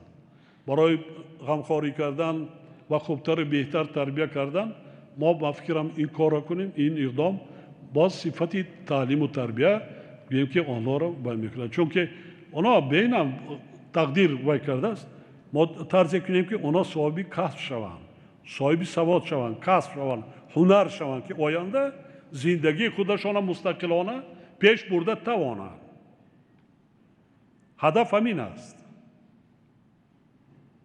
ما این کارا میکنیم حتما. در سیاست دولت و حکومت تاجیکستان تنظیم مناسبت‌های مهنتی، رشد بازار مهنت و با شغل تامین نمودن احاری موقع اساسی دارد. ولی باید گفت که طبق تحلیلات سطح کسبیت کارگران هنوز با طلبات بازار مهنت جوابگو نبوده. این مسئله به اصلاحات جدی نیاز دارد. در جریان اصلاحات یک مسئله را به اعتبار باید گرفت که امروز در تاجیکستان ضرورت و طلبات برای جاری نمودن آموزش سطح اختصاصی دیگر وجود دارد. امروز در کشور 62 مؤسسه تحصیلات ابتدایی کسبی از روی 97 اختصاص و 5 مرکز تعلیمی کلانسالان با 41 فیلیال و 21 نمایندگی از روی 93 کسب کادرهای کارگری تیار می نماید. و من شماره دانشجویان که در این مؤسسه تحصیلات ابتدایی کسبی وای میکنند 23,000 نفر را تشکیل میکنند. هر سال 11,500 ختم میکنند. این به نهایت کم است و پرابلم در اینجا خیلی زیاد است. در اساس دستور ما امسال در زمینه لیسه و کالج های تکنیکی باز 47 مرکز هنرهای ملی و معاصر برای آموزش 50 کسب هنر به فعالیت شروع می نمایند. اما از روی معلومات قسمی زیادی تجهیزات تعلیمی در این مؤسسه فرسوده گردیده استفاده تجهیزات و تکنولوژی معاصر آموزانیده نمیشد. علاوه بر این در مؤسسه‌های تحصیلات ابتدایی کسبی و مرکزهای تعلیمی کلانسالان کتاب‌های درسی و تخصصی نمی‌رسد. از این رو برای اصلاحات جدی از نوسازی نظام تعلیم و تحکیم زمینه‌های مادی و تکنیکی مؤسسه‌های تحصیلات ابتدایی و میانه کسبی چاره‌های مشخص اندیشیده شد. همزمان با این به وزارت‌های مهنت، مهاجرت و شغل اهالی، معارف و علم سپارش داده می‌شود که برای تجدید نظر کردن برنامه و نقشه‌های تعلیمی کسب‌های کارگری و هنرهای مردمی و تأمین مؤسسه‌های ذکر شده با کتاب‌های درسی چاره‌های ضروری را برآورند. وابسته به این ضرور می‌شمارم که به هر یک مؤسسه تحصیلات ابتدایی کسبی از حساب اعضای حکومت вакилони парламент, роҳбарони сохтору мақомоти марказӣ ва шаҳр ноҳияҳо якнафарӣ ба ҳайси сарпараст вобаста карда тамоми мушкилоту масъалаҳои ҷойдоштаи онҳо дар зарфи 2 соли оянда ҳаллу фасл карда шавад.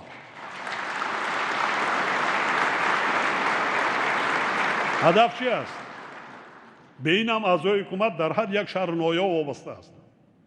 در هر یک شهر نویا حتما یک آموزشگاه کسبی تکنیکی وجود دارد. حساب نماینده رهبر ولایت، شهر، نویا، دیگر ساختارهای ولایتی خودش وکیلان مردمی که از اعضای انتخابات است 10-15 نفر میشه.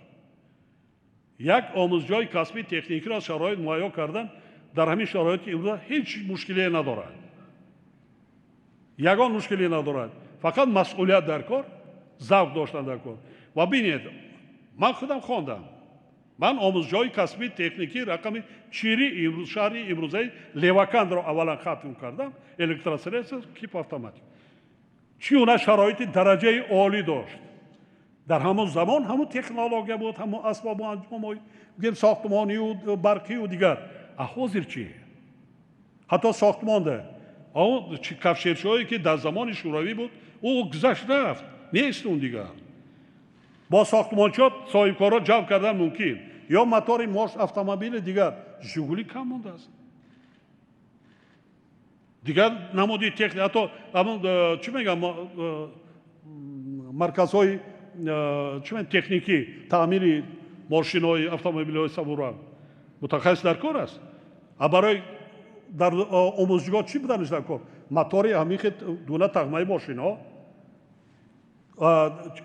چیزهای اسباب و چیزهای تکنیکی همین، یا که صاحب برق کردن نمیتونه، من فکر صاحب کارا دستگیری میکنن. ساختمان اونه که اندوچی، اونه که رنگبار کننده، همون چیزایی که رنگبار میکنن تشکیلات کمپانیایی باید جلب کرده ساختمانی خودشان آورده مهیا میکنن. نه اونقدر مبلغ زیاد میرود. ترمیم کرده ماده کار که متخصص تیار کنید.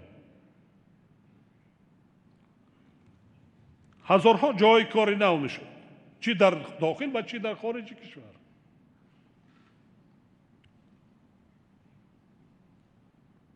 دیپتاتو خواب کردیم که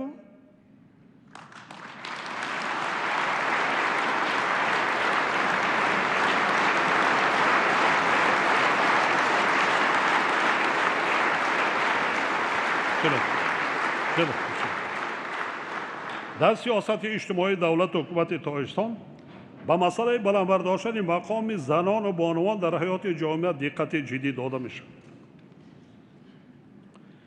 موافق نتیجه های انتخابات سال 2020 به مجلس ملی مجلس عالی 8 نفر زنان یا اینکه 25.8% و مجلس نمایندگان 15 نفر یا اینکه 23.8% انتخاب شدند که نسبت به انتخابات گذشته قریب 4% زیاد می باشد.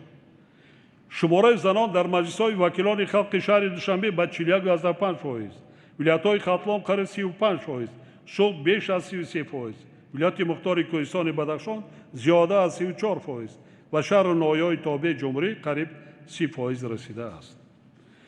زنان و بانوان لیاقتمند و صاحب کسب و بلند اقتصاد به خدمت دولتی و اداره‌کنی دولت را بیشتر جلب گردیده ایستاده‌اند. به حالت 1 ژانویه سال 2021 از شماره عمومی 19,210 نفر خدمتچیان دولتی 4,485 نفر یا که 24% را زنان تشکیل می‌دهند.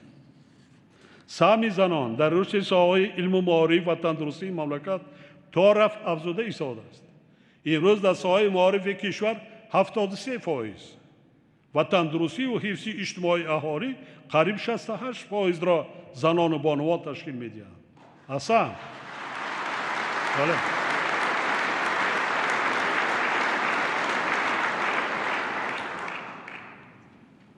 مخصوصا در وقتی سفرهایی که من در شهر نویا دارم با مؤسسه‌های تحصیلات عمومی وقتی که دیدن میکنم از آنها همان مؤسسه‌هایی که رهبرشان بانوان هستند و 70-80-90% را زنان تشکیل میکنند، بانوان 100% 90% ختم کنندگان بعد دانشگاه و دانشکده‌های عالی هم داخل هم خارج کشور داخل میشن.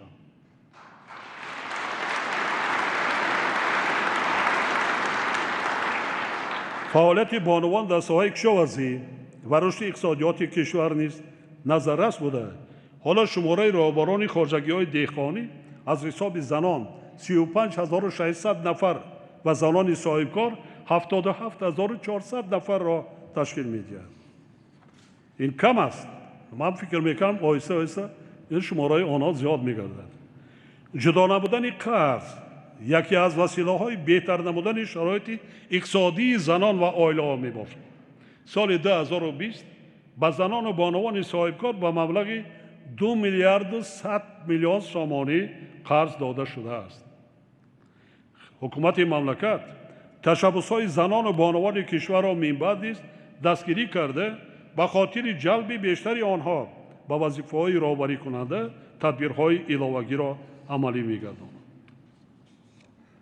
با این مقصد به کمیته کار با زنان و عائله سفارش داده می شود که لایحه قرار حکومت مملکت را درباره استراتژی ملی فعالگردانی نقش زنان در جمهوری تاجیکستان برای سالهای 2021 2030 و نقشه عملی سازی آن را برای سالهای 2021 2025 تهیه و به حکومت پیشنهاد نماید.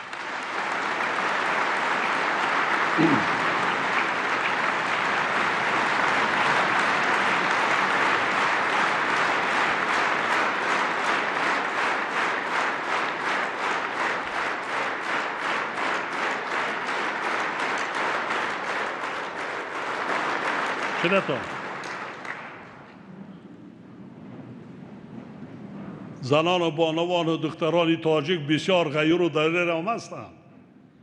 نه اینکه آموزگار و طبیب و دیگر.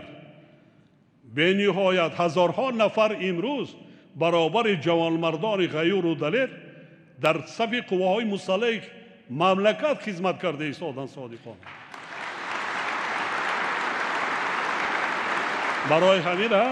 برای همینم تا وقتی که هستم همین سیاست خود را دایر به دستگیری زنان و بانوان مملکت همه طرف دستگیری میکنم و شما صادقانه خدمت کنید.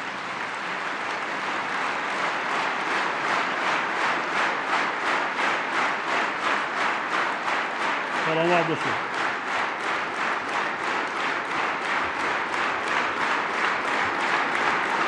رحمت سلامت باشید.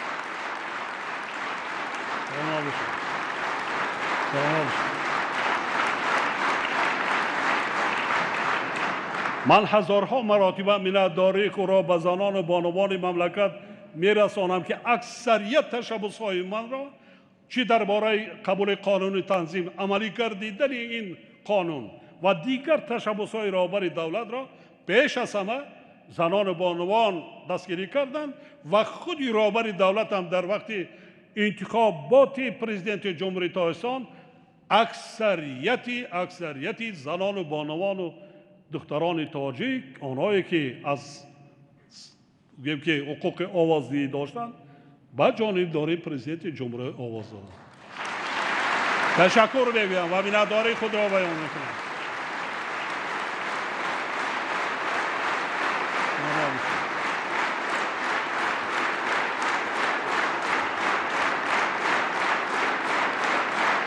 سلامت باشید. سلامت باشید. اینا به عزت نفس مردان نمیرسیم. دست بالای سینه مانده حقش گفته نمانده کار. از همه کارهای وزمین و دشوار زندگی بر دوش کی است در تاجیکستان؟ از همه وزمین بر دوش کی است؟ در صحرا کی کار میکند؟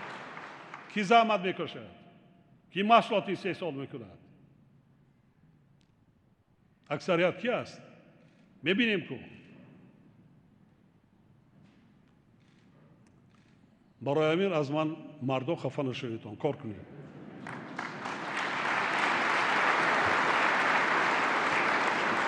جوانان ما در رشد تمام ساحه‌های اقتصادی و اجتماعی کشور سهم بسیار ارزشمند گذاشته. نقش آنها از اشتراک در بنیاد انشاءات عظیم مملکت تا خدمت صادقانه در صفهای قواهای مسلح، حفظ سرحد دولتی، ثبات و آرامی دولت و حیات آسایشته مردم تاجیکستان ارزنده تحسین و باعث افتخار هر یک ما می باشد. سالهای آخر سهم جوانان در رشد ورزش و عامه‌گردانی آن و ترغیب طرز حیات سالم در میان اهل جامعه نظررس می باشد. اگر تا سال 1991 در مملکت همگی قریب 1000 انشاءات ورزش فعالیت داشته باشد، پس سال 2020 شماره آنها به 10220 رسانیده شد. یعنی شماره انشاءات ورزشی در دوران صاحب سالی بیش از 9 برابر زیاد گردیده است. تنها در سال 2020 یعنی سالی که پاندمی و شرایط مشکل اقتصادی و مالیوی برای نورسان یعنی حکم فرما بود، برای نورسان و جوانان در شهر نایای کشور 147 انشاءات ورزش با خرج بیش از 1 میلیارد و 63 میلیون سامانی ساخته به استفاده داده شده است. ما به خاطر هوسمند نبودن ورزشکاران سال 2015 جایزه پرزیدنت جمهوری تاجیکستان را در ساحه ورزش تأسیس دادیم که تا امروز قریب 200 نفر ورزشکاران جوان صاحب آن گردیدند. ما من بعد نیز بر رشد ساحه ورزش عامه‌ای گردانی آن تشکر طرز حیات سالم و جلب باز هم بیشتر جوانان به حیات سیاسی جامعه، بلند برداشتن میل و رغبت آنها به علم آموزی و نوآوری، دریافت و دستگیری کردن استعدادهای جوان و بنیاد انفراستراکچور زمانوی و مجهز با لوازمات ضروری برای جوانان دقت اولین درجه میدیم. ما باید بر رشد زبان شیوا و شاعرانه تاجیکی نیز اعتبار اولین درجه دهیم، چون که زبان دولتی یکی از ثروت‌های مقدس و گرانبهاترین ما می باشد. در شرایط جهانی شوی یعنی تهاجم فرهنگی و زبانی، ما را ضرور است که برابر آموزش زبان‌های خارجی از جمله روسی و انگلیسی برای پیشرفت زبان تاجیکی و توسعه دایره استفاده آن منتظم کوشش و غمخواری نماییم. خاطر نشان می‌سازم که این وظیفه هر یک فردی وطن دوست از جمله پدر و مادران، آموزگاران، اهل معارف و علم، زیایان کشور، کارمندان واسطه‌های اخبار عامه و ادیبان و عالمان مملکت میباشد.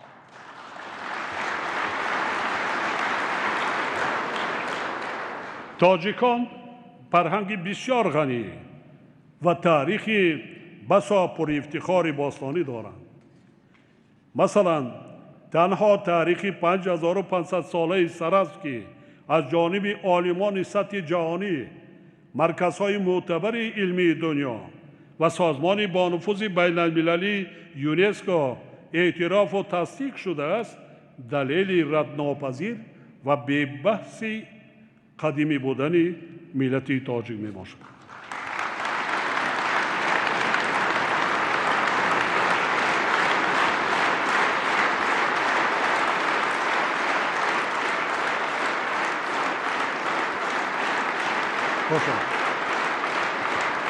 عرض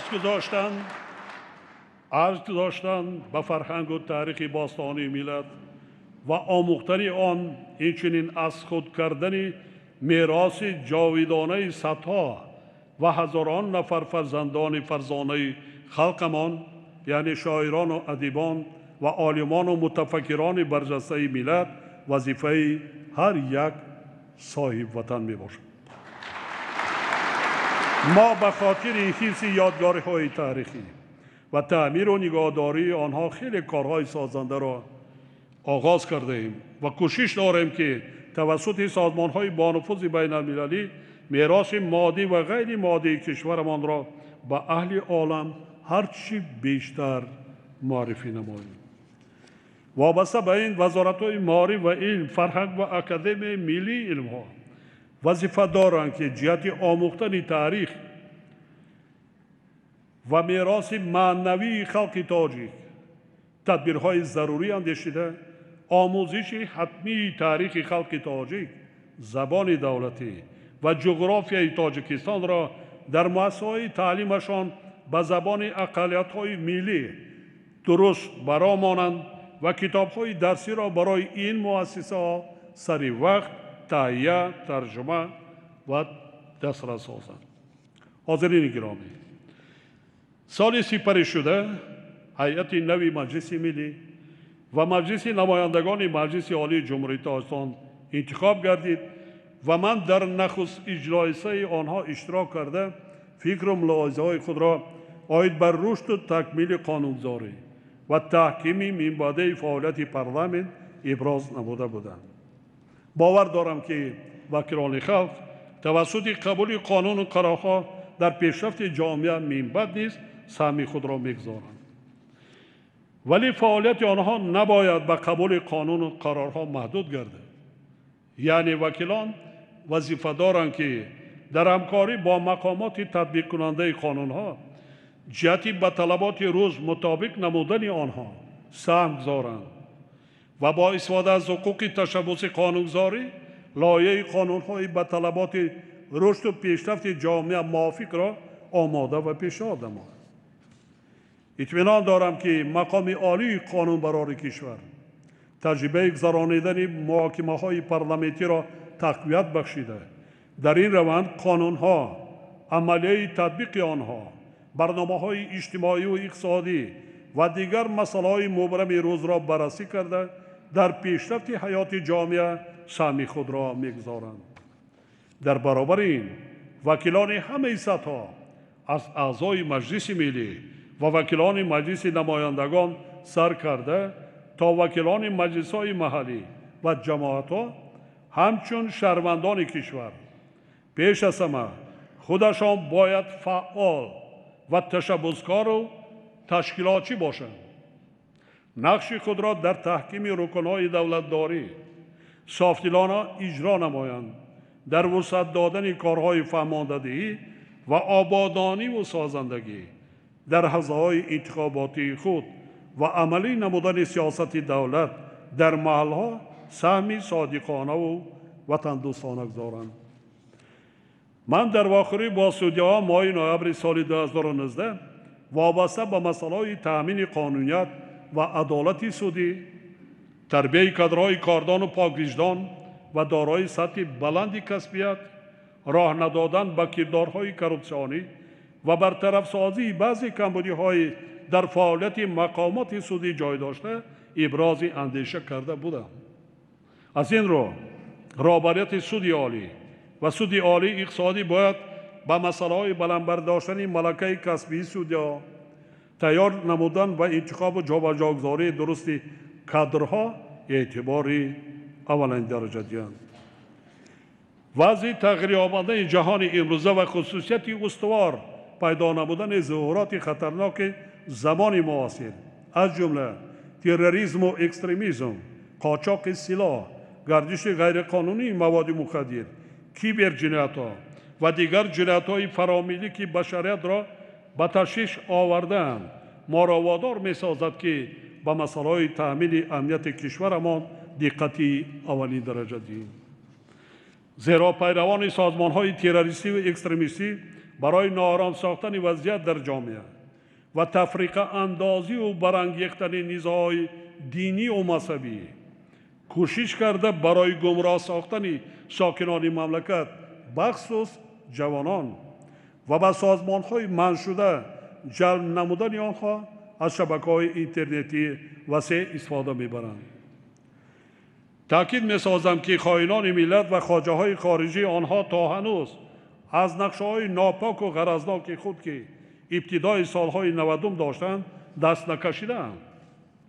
آنها تا به حال از خارج کشور با تمام راه و واسطه ها کوشش کرده ایستادند که جامعه ما را نارام ساخته فرهنگ و مذهب بیگانه را به سر مردم ما تحمیل کنند.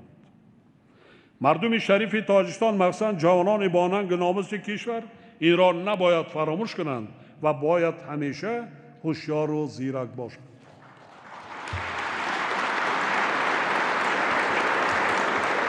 طوری که من بارها تاکید کرده بودم، فعالیت چنین رویه‌های اکستریمیستی، رادیکالی و خرافات پرستی یکی از عامل‌های اساسی خطرزا برای امروز و فردای تاجیکستان و دیگر کشورهای منطقه به شمار می رود و از ما اندیشیدن چاره‌های مشترک را طلب می نماید.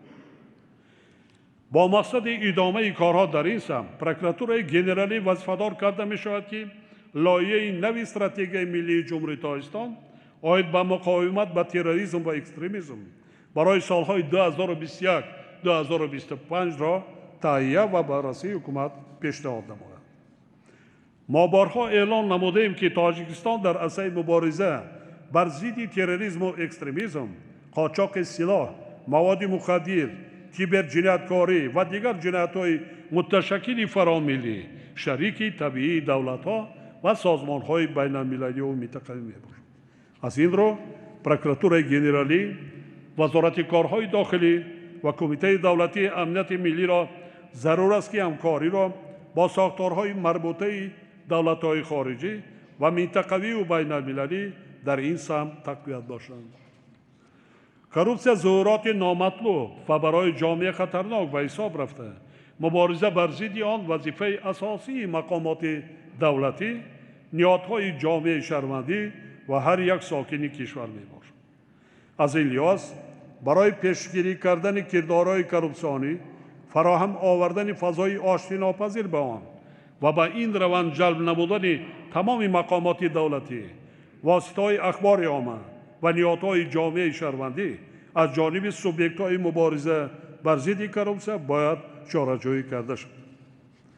حکومت تاجیکستان با در نظر داشت وضع مرکب منطقه با تحکیم دائمی حفظ سرحد، مخصوصاً سرحد تاجیکستان و افغانستان دقت اولین درجه داده برای پیشگیری کردن قاچاق مواد مخدر، سلاح، ادبیات اکستریمیستی و دیگر جنایت‌های فراملی در خط سرحد دولتی تدبیرهای ضروری می‌اندیشد.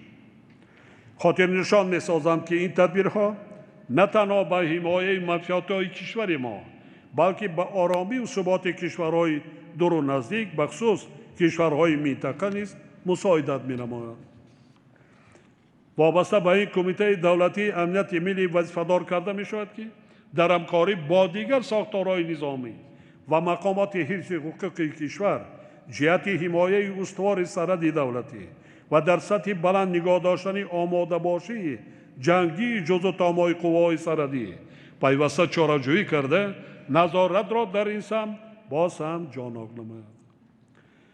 وضع امروزه جهان و منطقه ما را وادار می‌سازد که به مسئله تأمینات قواهای مسلح کشور بیش از هر وقت دیگر توجه جدی نماییم.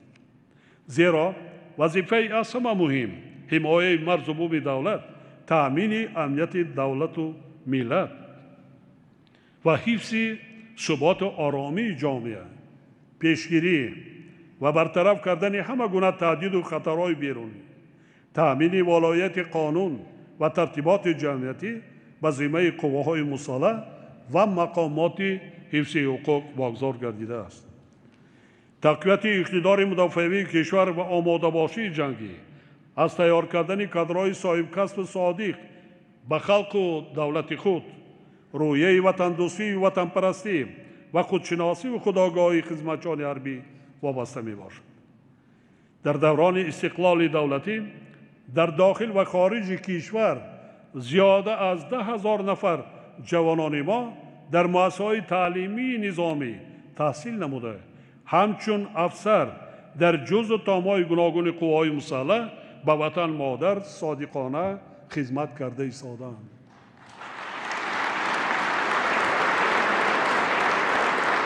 امروز نیز هزاران نفر جوانان ما در چنین مؤسسه‌ها تحصیل دارند. در برابر این ما را ضرور است که با در نظر داشت شرایط امروزه قوای مسلح خود را از نو سازی کنیم و آنها را با تکنیک و لوازمات پیشرفته حربی تامین نماییم.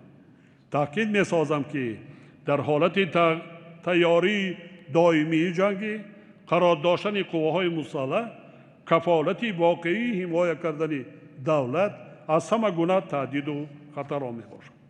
از این رو از جانب وزارت مدافع برای تهیه و راهاندازی برنامه‌های دولتی عاید بر رشد صنعت مدافع کشور، تقویت بخشیدن به فعالیت کارخانه‌های صنعتی در سمت استحصال اموال مخصوص و تعمیر تکنیک حربی، اینچنین تامین نمودن قوای مسلح کشور با سلاح و لوازمات معاصر جنگی تدبیرهای ضروری عملی کرده شد. وزارت مدافع اینچنین وظیفه‌دار کرده میشود که کار را با ذخیره‌های سفربری هیئت احتیاطی تقویت بخشیده، آموزاندن آنها را از روی اختصاص‌های قید حربی در شهر نایاب برآماند و جهت بلند برداشتن آمادگی حربی ذخیره‌های سفربری، گذرانیدن جمعیت‌های حربی، تعلیم صحرایی و مشق‌های نظامی با استفاده از طرز و اصول‌های معاصر اهمیتی اولین درجه دارد. رهبران وزارت و ساختارهای نظامی و مقامات حفظ حقوق را ضرور است که مهیا کردن شرایط مساعد خدمت و زندگی، منتظم بلند برداشتن سطح کسبیت افسران، آماده باشی جنگی، آموزش کسبی خدمتچیان حربی، تربیت آنها در روی صداقت به وطن، رعایت قطعی انتظام خدمتی، طلبات آیین‌نامه‌های حربی، مبارزه با همه گونه حقوق ویرانکنی‌ها، مخصوصاً کردارهای کورپسیونی و انتخاب و جابجاگذاری درست کادرها را تامین نماید. وکیلان محترم، در دوران صاحب استقلالی تاجیکستان با 178 کشور جهان رابطه‌های دیپلماتی برقرار کرده، عضو فعال سازمان‌های با نفوذ بین‌المللی و منطقوی گردید. در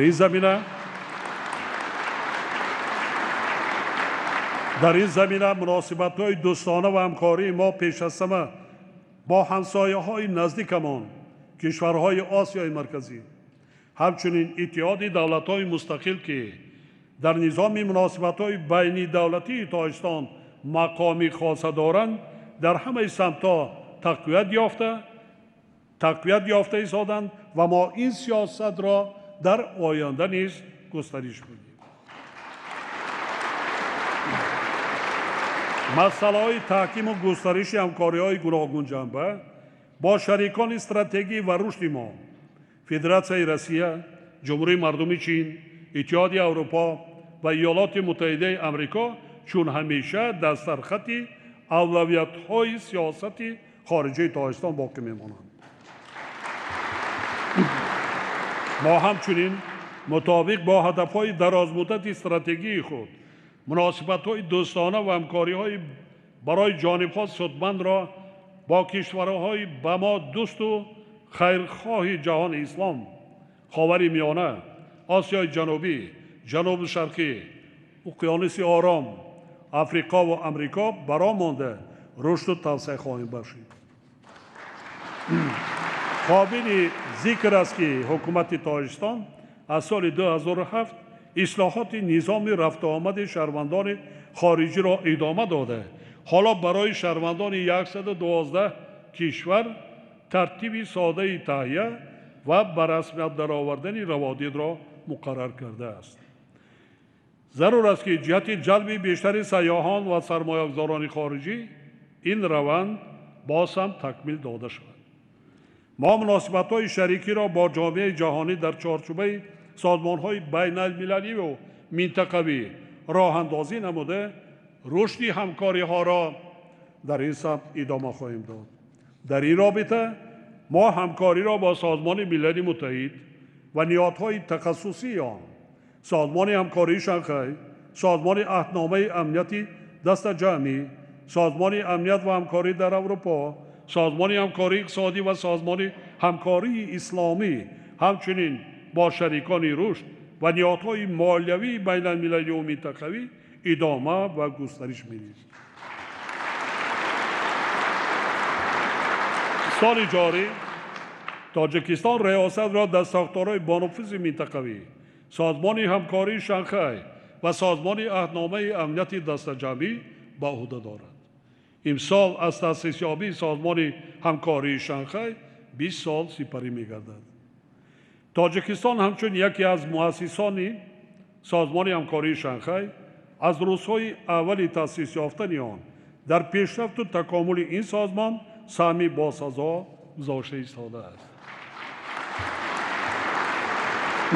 تاجیکستان با طفیل تطبیق پیگیرانه سیاست خارجی خود توانست که تا امروز در بررسی و حل مشکلات گوناگون گلوبالی نیز سهمی نظررس دارد. در این زمینه تاجیکستان در عرصه بین المللی با حیث کشور پیشبر در حل مسائل مبرم امنیتی، آب و اکولوژی و تغییر آبی اقلیم اعتراف گردیده است. حفظ صلح و ثبات و تأمین امنیت پایدار در منطقه آسیای مرکزی، طوری که بارها تاکید کرده بودم، در سرخط اولویت‌های کلیدی سیاست خارجی دولت ما قرار دارد. پوشیدنی است که تاجیکستان در خط پیش مبارزه بر ضد تهدید و خطرهای زمان معاصر قرار داشته در تأمین امنیت منطقه نقشی مهم دارد. از این لحاظ ما می‌باید نیز با کشورهای منطقه و همجوار از جمله با جمهوری اسلامی افغانستان و دیگر شریکان خود همکاری زیچ و سودمند را در ساحه امنیت ادامه خواهیم داد. ما اطمینان داریم که با ثبات و امنیت پایدار در جمهوری اسلامی افغانستان میتوان تنها از طریق روند صلح رسید که از جانب حکومت افغانستان و مردم آن اداره، نظارت و پیش برده می شود.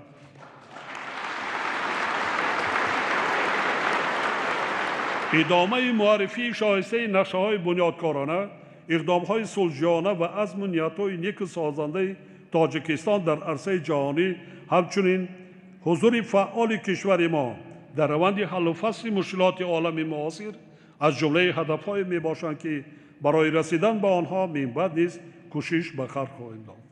با این منظور ما در آینده نیز فعالیت بین المللی خود را مطابق به مقررات کنسپسیای سیاست خارجی دولتمان با سعی و تلاش بیشتر ادامه خواهیم داد.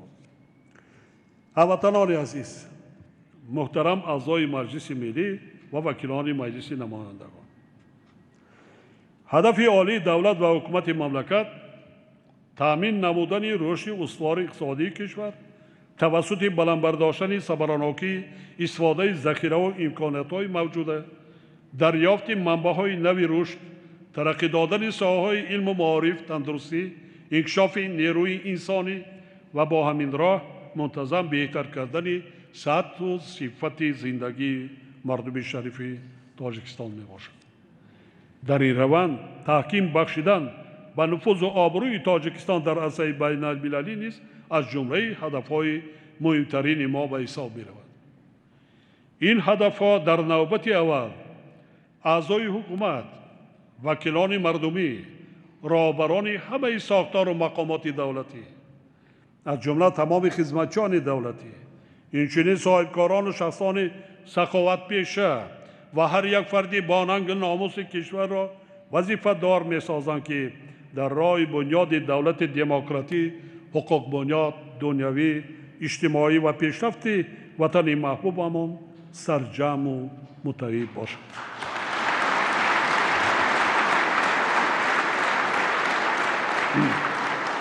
سال 2021 برای تاجیکستان عزیزمان سال مخصوص، یعنی جشن بزرگ 30 سالگی استقلال دولتی می باشد. با مقصد استقبال سزاوار این سنه مقدس تاریخی با قرار حکومت مملکت نقشه چاربینی‌های آبادانی و سازندگی قبول گردیده است. اعضای حکومت و راهبران اداره و ساختارهایی که به شهر نایا وابسته شدند، رئیسان ولایت‌ها، شهر نایا و جماعت‌های شهرک و دهات وظیفه دارند که اجرای سری وقتی و با صفت چاربینی‌های طبق نقشه پیش بینی شده را تامین نمایند. بار دیگر تاکید می‌سازم که وظیفه اساسی هر یک ما از رهبر دولت سر کرده تا وکیلان مردم، اعضای حکومت، رهبران همه ساختار و مقامات دولتی و تمام خدمتچیان دولتی صادقانه خدمت کردن به خلق عزیز تاجیکستان همیشه و در همه حالت در پهلوی خلق بودن است.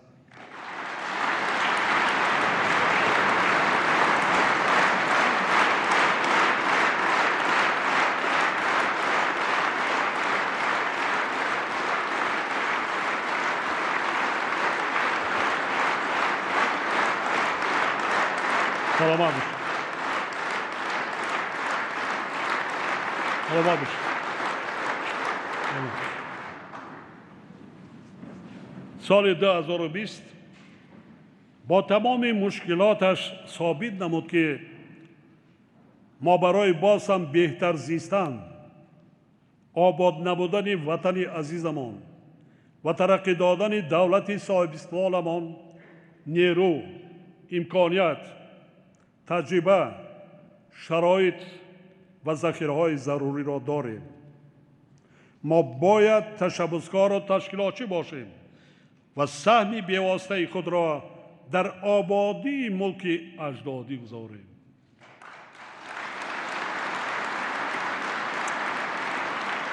یعنی کار را به خاطر آبادی وطنی محبوبمان طرز تشکیل نماییم که در روند سازندگی هر یک شهروند مملکت شریک و سهمگزار باشد. نظارتچی نشویم، سهمگزار باشیم. اگر کمک کردن نمیتوانیم خلل نرسانیم.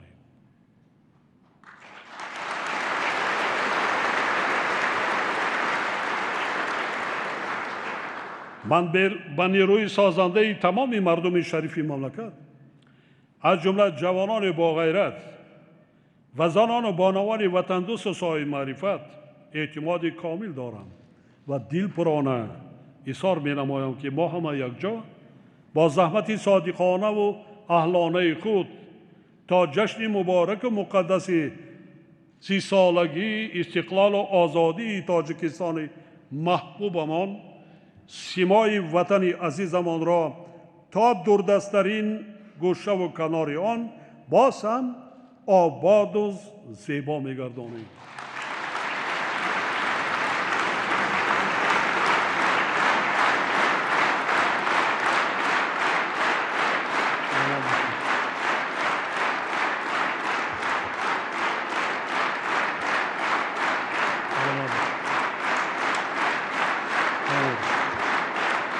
تشکر.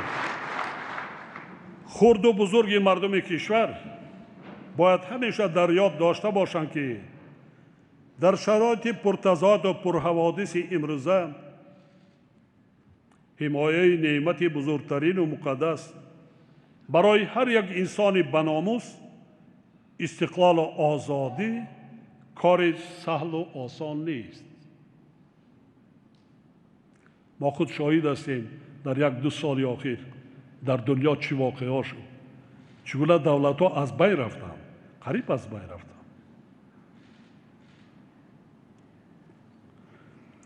حفظ این گهواری بی‌بها از هر یکی ما سعی و تلاش و کوشش و غیرت شبانه روزی، ننگ ناموس ملی، زحمت صادقانه و فداکارانه و مهمتر از همه اتحاد و سرجمی می‌خواهد.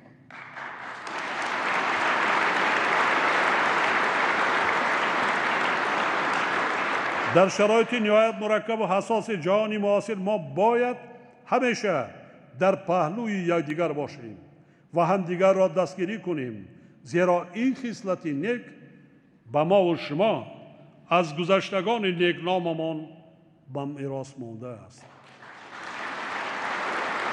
مردم شریف تاجیک این سنت نیک اجدادی را سال گذشته که بسیار وزین و پرتشویش آمد بار دیگر نشان دادند. тоҷикон яке аз миллатҳои қадимаи дунё ва дорои таърихи беш аз 6000 сола буда, ҳанӯз аз давраҳои бостонӣ соҳиби саводу қалам, девону дафтар, илмдӯсту адабпарвар, давлатсозу давлатдор, меъмору шаҳрсоз, шаҳрдору шаҳрнишин, яъне фарҳангиву тамаддунсоз ва ободкору созанда ба шумор мераванд.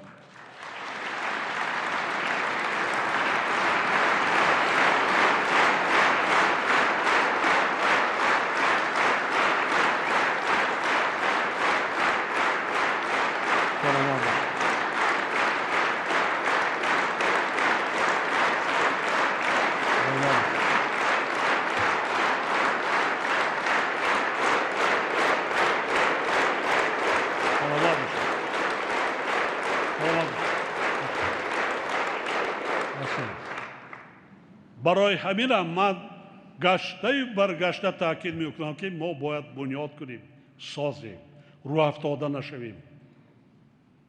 ман ишора кардам ки бобою бобокалони мои шумо, аҷдодони мои шумо кӣ буданд? чӣ мерос гузоштанд? тамаддунсоз буданд, тамаддунофар буданд. чӣ мои шумо карда наметавонем? мои шумо идома дода наметавонем?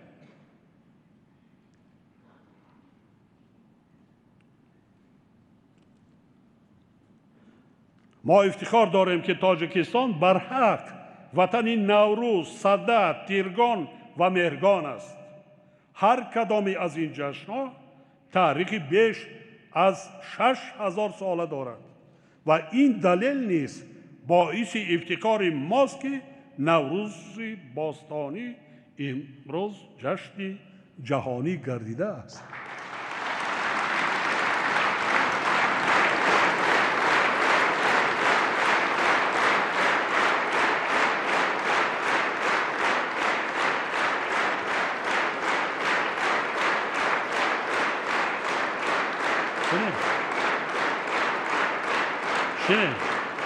در تمام دنیا نوروز را نوروز مبارک میگویند، دیگر پریود ندارد. خودش همین بسه.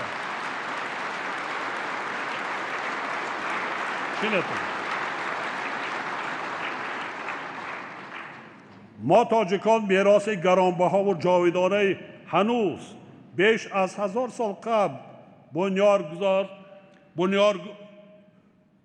بنیادگار گذاشته این یاگان خود را به یگان مشکلی میخوانیم، میفهمیم، برای تربیت نسل‌های نورس خلقمان استفاده میبریم و به مردم عالم معرفی مینماییم.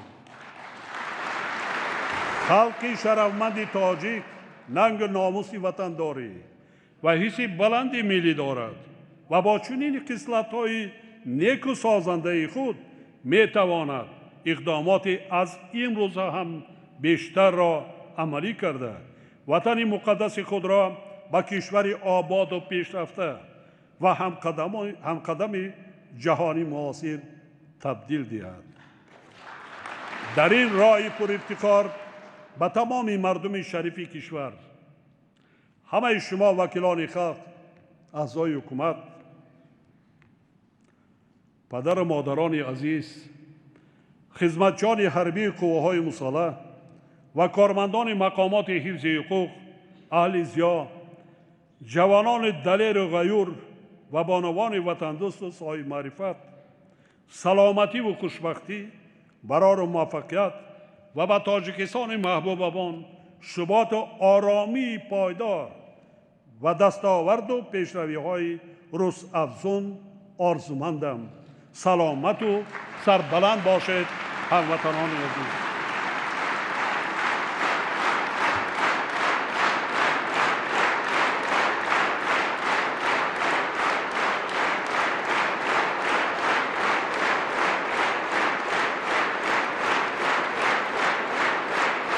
سلامت باشید.